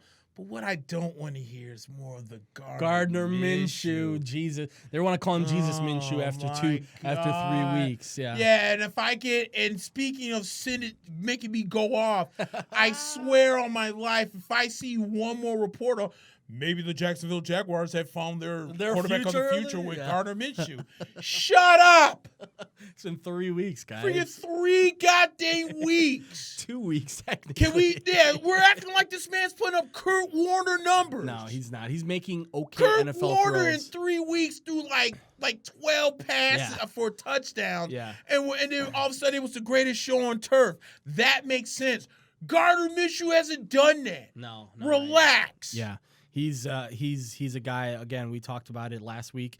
Every single time he gets a win, it's going to be, is it the Gardner show from here on out? Oh, my God. But the next time they lose is going to be like, Gardner Minshew not even close to being an NFL quarterback. It's I'd rather hear that the right now. overreaction on both sides. But, Nick, knowing that Broncos are slight favorites, I have to take the Jacksonville Jaguars in this one because I quite frankly think that they're going to be able to run the ball pretty effectively if they try because Denver has shown that they're not really good against the run this season. And they've done their best to sort of clamp teams, but even like against the Bears, they did a good job of stopping the Bears running attack for 2 quarters, and all of a sudden the Bears go down and score on a couple of drives and use the running game to do so. So I'll take Jacksonville in that one to make it a little bit interesting for us. And then you have Denver? I have Jacksonville. You got Jackson. All right, well, we got Jacksonville now. I just got to. All right, to wrap up the 3 o'clock window, Nick, it's my Bears hosting the 2-1 Bears, hosting the 2-1 Vikings. It's one of the premier matchups of the week. And I can't believe this man caught this ball. Oh, wow. And that was good defense, too. Wow, he did catch that, too. And the ball didn't move. Unbelievable. NC State's putting up a fight right now. Yeah, dude, but hey, this kid Hornibrook, yeah. is just laying dimes on NC State right now. They had a long touchdown that we missed while we were talking, which was really nice. It's dropping straight up dimes. Yeah, and by the way, guys, Chicago a 1-point favorite at home. That's pretty sad, especially coming off a win for themselves and their opponents coming off of a loss. I think the reason why maybe the spread is so low is because we know that the quarterback play for both teams is mediocre at best. Yeah. We know the defense play for both teams can be great at best. Exactly. So now the question becomes which run game is going to suffer. Because it's going to show itself because the Bears have the best run defense in the NFL, I heard? Yeah, they do. Yeah, they have. The Vikings have the best run offense. Mm-hmm. So they run the most of any team in the league. Bingo. Yeah. And Dalvin Cook leads the league in rushing. Yeah, he's rushing. Leading rusher, yeah. So something's got to give here. Yeah. It's a tricky game to pick, honestly, Nick. It really is. And let's factor in, since you and I both are in Chicago, we know that it's been raining for the last 2 days. And it's going to be cold. And it's going to be cold. It's going to be cold, yeah. And it's going to be raining tomorrow. It's going to be the coldest game that these two teams have played so far this season, too. So, man, I would say... Wow, they said it was incomplete. Oh, they did? Because he did bobble it a little bit towards the end. Maybe that's what it was. Maybe. I thought it was a clean catch. Yeah, so honestly, Nick, the injury report for these two teams is pretty insignificant. I think Bilal Nichols is the only guy that's out for the Bears, and the Vikings have a couple of insignificant guys out. So, to me, right now, you hit it on the head. The Vikings are going to try and run the ball a lot. As the bless! That is 2 INTs you dropped. As they drop a clear That's pick. why you play defense, Gene. By the way, Florida State's up 17-6 right now as the first half's about to wrap up. So this is a big game for this Bears team, man. You fall behind here, you have 2 division losses, and that's tough to come back from, especially in a division that's going to be as tight as this one. Right. Towards the end of the season, it might come down to who's wins the tiebreaker. Right. So this is a big game for both teams. I think the Vikings. I have a sneaky suspicion, Nick, that the Vikings will be throwing a lot more than we've seen them do in this game. They're going to throw more in this game than we've seen them do in the last 3 games. Right. Because they have been run heavy. But I think they understand the fact that they have to pass the ball to beat the Bears because you're not going to be able to run the ball 40 times against the Bears and expect much to change. The Bears are going to be consistently good against the run. Quite frankly, Nick, this is a really important game for Mitch Trubisky. He's got to find out what type of player he's going to be moving forward. Is he going to be a game manager? Because if he needs to be a game manager, listen, it's too late for us to talk shit, Bears fans. We're game 4 now is tomorrow. And if you think this defense is a Super Bowl defense, I hate to break it to you, but we've got to ride with Mitch. I'm not ecstatic about the fact that we got to run with Mitch, but we got to run with this guy now. Right. So the fact is, Mitch has got to find out who he wants to be. Right. Does he want to be the guy that flings the ball 40 times a game, or does he want to be the guy that manages a game and uses his feet a little bit more and rolls out and does stuff and gets the running backs involved? We've got to figure out who he wants to be. Matt Nagy hasn't done a tremendous job of getting him going. And I thought during that Redskins game, Nick, I hate to say it in such a demeaning fashion, but those touchdowns that Mitch got were garbage. Yep. Though there were not really significant touchdowns. One was from the 3-yard line, and you just basically had 5 receivers out there and just waited for somebody to get open. That's not impressive to me. Right. The second one was the same exact thing with Taylor Gabriel. The one Gabriel catch, the long one, tremendous throw, probably the best throw of Mitch's career. Forgive me. That's who scored. I got Taylor Gabriel and Calvin Ridley mixed up. Oh, that's who. That was Calvin Ridley. Taylor Gabriel used to be on the Falcons. Yeah, and he that's had 3, okay. Yeah, Woo! my man Taylor Gabriel had a Francesa moment there. He did. Yeah, 3 Idiot. touchdowns last week what for. an idiot. But yeah, Nick, I'm gonna go with the Bears in this one. I think they are. When they're hitting on all cylinders, they're a better team than the Vikings are. And I think right now the Vikings rely too heavily on Dalvin Cook. Mm-hmm. And I think once, if and when the Bears can stop Dalvin Cook, Kirk Cousins doesn't really play very well against the Bears. He didn't last year, and quite frankly, he hasn't been good this year. Right. So I don't know what we're waiting for when it comes to to Cousins. I still think right now this is going to be a tough game because the Vikings defense is pretty good, but I think the Bears take this one at the very least by a touchdown. Yeah, I like the Bears too, and I like them at home, and for the same reasons you're saying. I just no good. I didn't think so. Hit the upright. Wow. I don't trust Kirk Cousins. No, I wouldn't either. If someone put a gun to my head and said, you have 2 quarterbacks to choose from, Mitch or Kirk, and as much as I feel like I'll die, I'm like, well, if your life depends on it, your life is fucked. Exactly, but I'm going to roll the dice, yeah, and I'm going to go with Mitchell Trubisky. Sure. Because I just don't trust Kirk Cousins. No. And I think that's what's going to happen. I really think that the Bears know what they're getting into with the run defense. I think Pagano is going to be teaching the linebackers to stay on your gaps because you know that Gary Kubiak, loves running the zone runs. Yeah.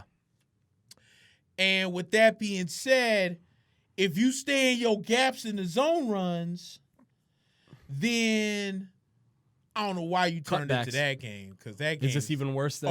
Bro, it's 38-0. Oh, it's 38-0. Okay, yeah. I was gonna say, and I'm gonna get on that in a second. Yeah, please. I'm just gonna watch. If you stay in your lanes, then Dalvin Cook. Basically, Dalvin Cook or the Green Bay Packers had a pretty good plan against Dalvin Cook. He got away with 175-yard touchdown, but it didn't really come back to bite Green Bay in the ass. I don't feel like the Bears will give up a big play to Dalvin Cook. I mean, we've seen it in the past. Adrian Peterson did go for 250 against the Bears at home. But this defense is much better than that defense was. Yeah. So, yeah, I'm taking the Bears. Yeah, I'm not going to be I'm not very confident about the Bears this week. I'll be honest. I mean, this one's tough. Last week it was very confident because it's the Redskins. This week it's like, listen, if they came out in the second half of that Redskins game and finished that game and convinced guys that Mitch can throw the ball, we can run the ball effectively, we can get people open, it would be a different story. But they didn't do that. They sort of coasted and were just happy to take the win. And I don't blame them at that point. It's like, let's just get the win and get out of of Washington. Right. The Sunday night game is pretty interesting, Nick. We've got the world-beating Dallas Cowboys, who have played 0 good teams so far. But, I mean, honestly, they've looked really, really good. Dak Prescott has looked amazing. And quite frankly, they haven't even gotten to the meat of this offense, which is Ezekiel Elliott getting his and, basically just been Amari Cooper and Dak Prescott. So pretty interesting here. And Amari's going to play. Amari is going to play. And on top of that, right now, it looks like, so Breeze is still out. Traquan Smith is going to be out for the Saints. And the Saints are going to be at home, which is pretty interesting. That game against Seattle last week was pretty awesome for Saints fans. To see Teddy Bridgewater come in, have that type of game, and lead them on the road to a win against a tough team in one of the toughest places to play in America, that was pretty impressive. And it showed that maybe Sean Payton has an understanding of how he wants to do things over the next 6 or 7 weeks until he gets Breeze back fully healthy, that he now knows, okay, get the ball to Kamara, let him do his thing. Michael Thomas eventually, was a big factor for them. But Teddy Bridgewater just really understands how to win games now as a Saints quarterback. And the defense is surprisingly good for the Saints. I think they had that unfortunate call against the Rams where they weren't able to get the touchdown that they ran back, and that was sort of a game changer for them. I thought they might have been able to sort of change their fortunes in that game if not for that. And let's remember that the Saints team is 2-1. They had that last second win against Houston in the first game, and then they had that not so convincing game against the who was it that they lost to? Who's that? The Saints, yeah. It was the Rams, excuse me. We just talked about it. It was Rams. And then that Seahawks game was pretty impressive. But, yeah, Saints at home right now are still 2.5-point dogs. I will have to take the Cowboys in this one. It's hard to imagine the Cowboys don't run the ball 30 times this game just to make sure that they get Zeke going now. Right.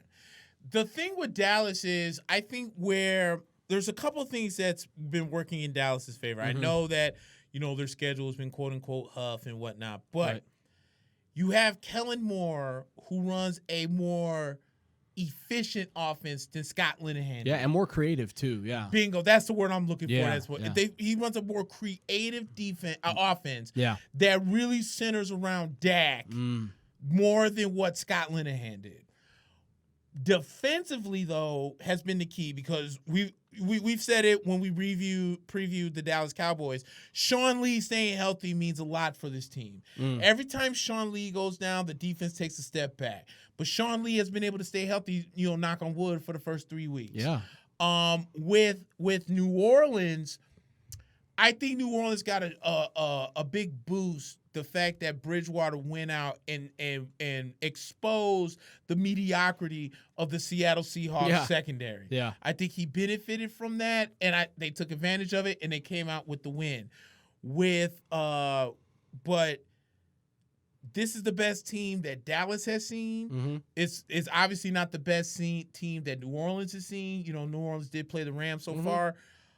But I'm with you. I don't know, man. I think Dallas, there's a confidence in that locker room that there's a great chance they can go 4-0. Yeah. And there's a great confidence in that locker room where you just saw them on Monday night damn near lose a game against Houston because they wanted to be idiots on defense. They almost beat them. They scored a touchdown on 2 plays. They could easily be 1-2 right now or 0-3. You feel what I'm saying? Yeah. So if you're Dallas, you're thinking, okay, we'll give them a healthy dose of Zeke. We know that Marcus Lattimore has kind of struggled a little bit as a defensive back. If Amari Cooper's on them, that's all day for me. Yeah. So I really like Dallas in this. I think Dak's going to have a big game. It's in a dome. Yes, it's going to be loud. But I think Kellen Moore is once again, I think that's the X factor for Dallas so far this year, that they can be able to play as comfortably as they have and win games as comfortably as they have. Even though it's been against huff teams, we've seen them lose games or be in games last year under Scott Linehan with huff teams. That's true. Yeah. So I think, and I really think that Dak is taking that next step. A lot of people clown me because I'm high on Dak Prescott, but you've seen why I am high on Dak Prescott. I think, they simplify that offense around him, and he's shining on it. Yeah, and that offensive line is amazing, and really, as it's always been for the last few years. All they really have to do is keep Dak off of his back, and he's able to find the open man. And exactly, credit to Kellen Moore, because quite frankly, it's Jason Garrett sort of. His pride came into this a little bit over the last few years. True. Where people were like, why are you still calling plays for them? Like, you're not necessarily known to be the best play caller. And he decided that he wanted to give it up really quick and then, take it back and then give it up. And then now Kellen Moore's taken over and done a tremendous job. I think we both got the Cowboys in that one. Yes, sir. The Monday night game this week is going to be probably a tough one to watch. Someone's got to get a win here as the winless Bengals visit the winless Pittsburgh Steelers. The Steelers are going to be 3.5 point favorites in this one. Cincinnati's not good right now.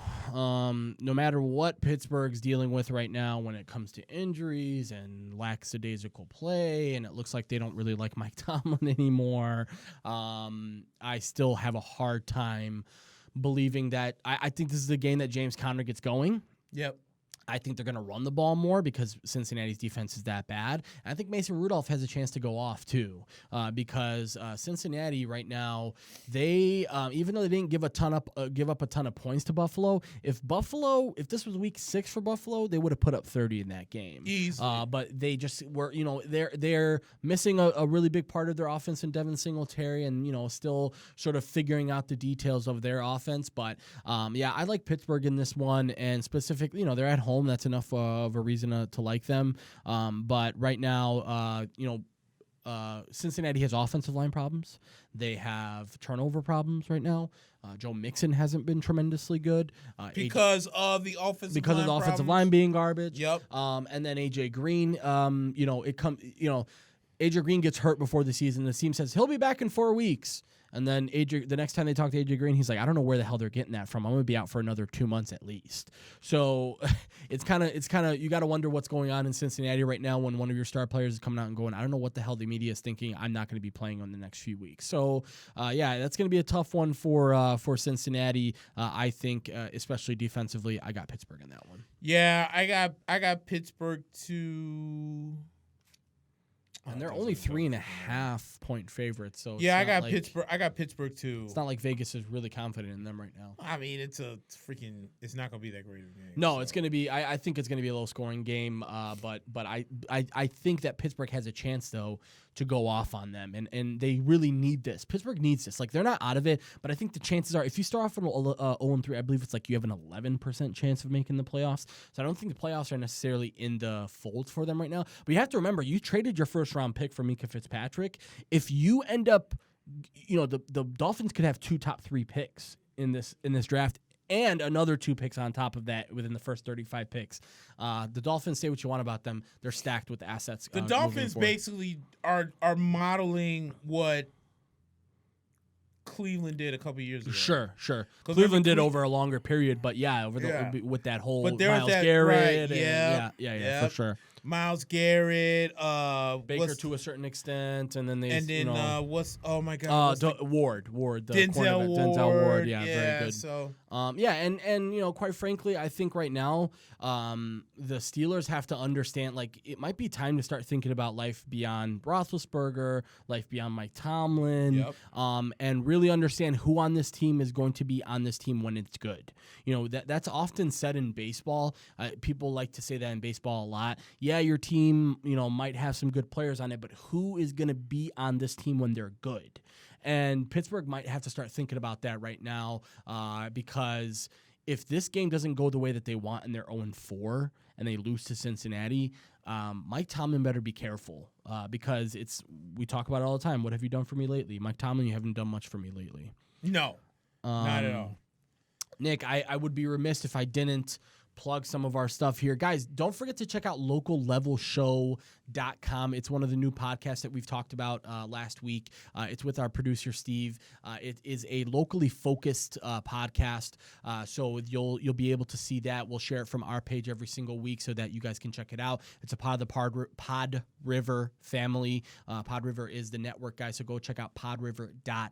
PodRiverMedia.com. Leave us reviews on iTunes, guys. Remember, one of the stipulations about winning the tickets next week is you're going to have to leave a review on iTunes. So just why not leave a review right now and get that over with? And basically all you have to do is win this show and have a little bit of luck hit you, and you'll get 2 free tickets to the Bears game on November 24th against the Giants. So, guys, again, the way that everything's going to work, me and Nick will be live at Reps in Rolling Meadows, 200 Kershaw in Rolling Meadows. In the Meadows. We're right in the same strip mall as Jewel and McDonald's. Okay.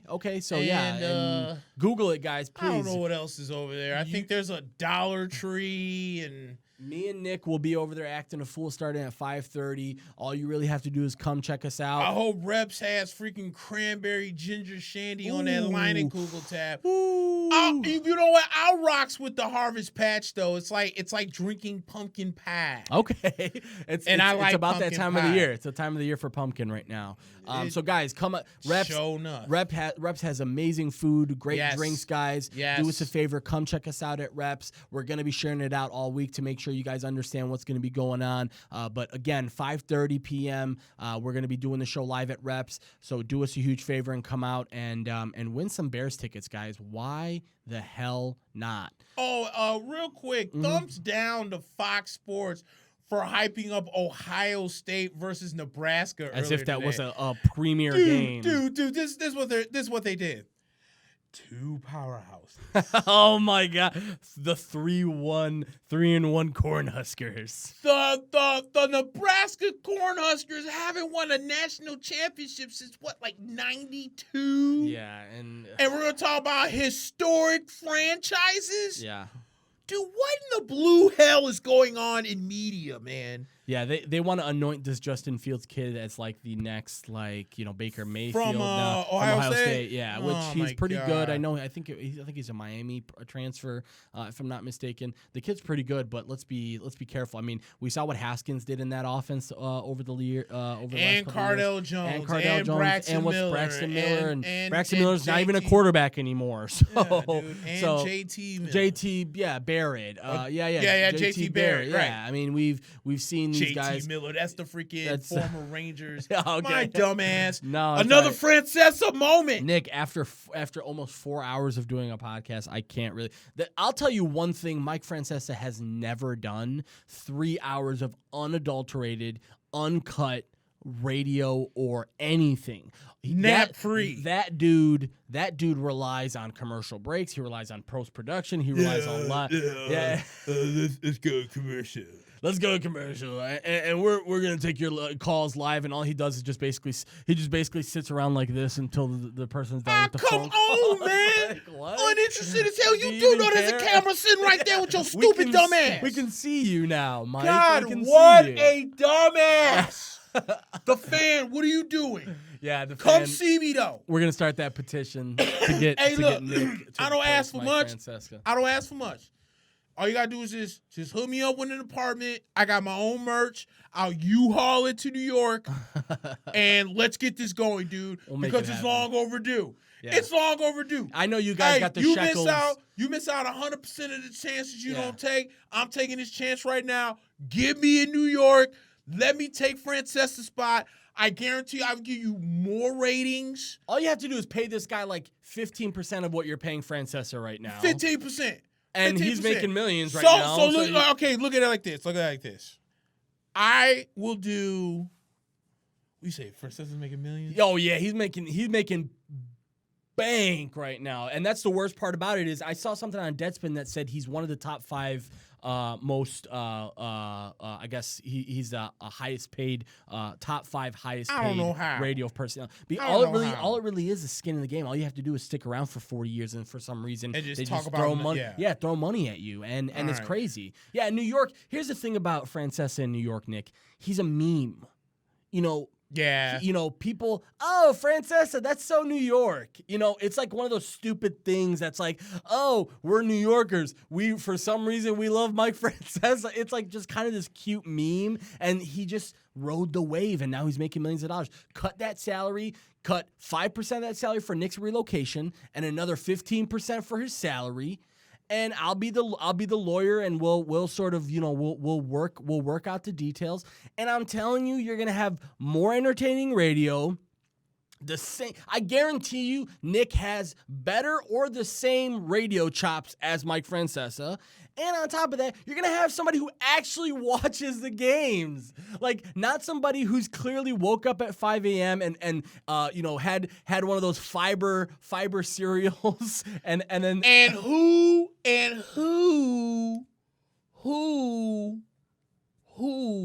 is more handsome, me? Oh my God! Or Mike Francesa? That's not even a competition. Exactly. That's not even a competition. Exactly. Mike Francesa. And New York ladies, I'm single too. So once I get this bread up, come see me though. We're gonna come up. We're gonna come up hard. Hey, by the way, guys, again, Local Level Podcast is Steve's podcast.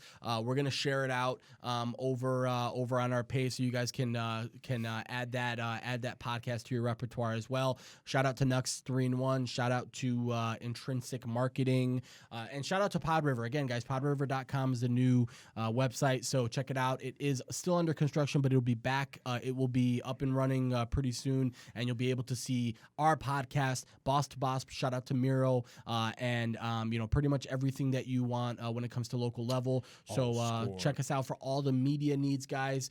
Nick, I think we're like almost 4 hours deep in, my man. No, I think we're only three and a half. All right, just time flies by when we're having fun. But yeah, and next week, at 3. Okay. Right around that 3. Next week is going to be jam-packed, guys. Playoffs. Hell right. Playoffs.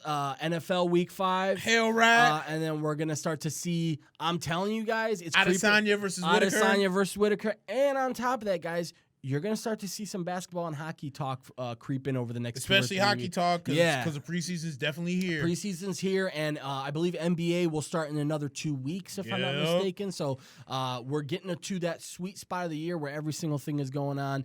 So again, next week, guys, we're live from Reps, 3200 Kirchhoff Road in Rolling Meadows. Come check us out. We will be there live giving away 2 tickets to the Bears game. We'll be sharing it out all week. Make sure you guys come check us out. For Nick, I'm Mac. This is another episode of Mac and Black. Peace.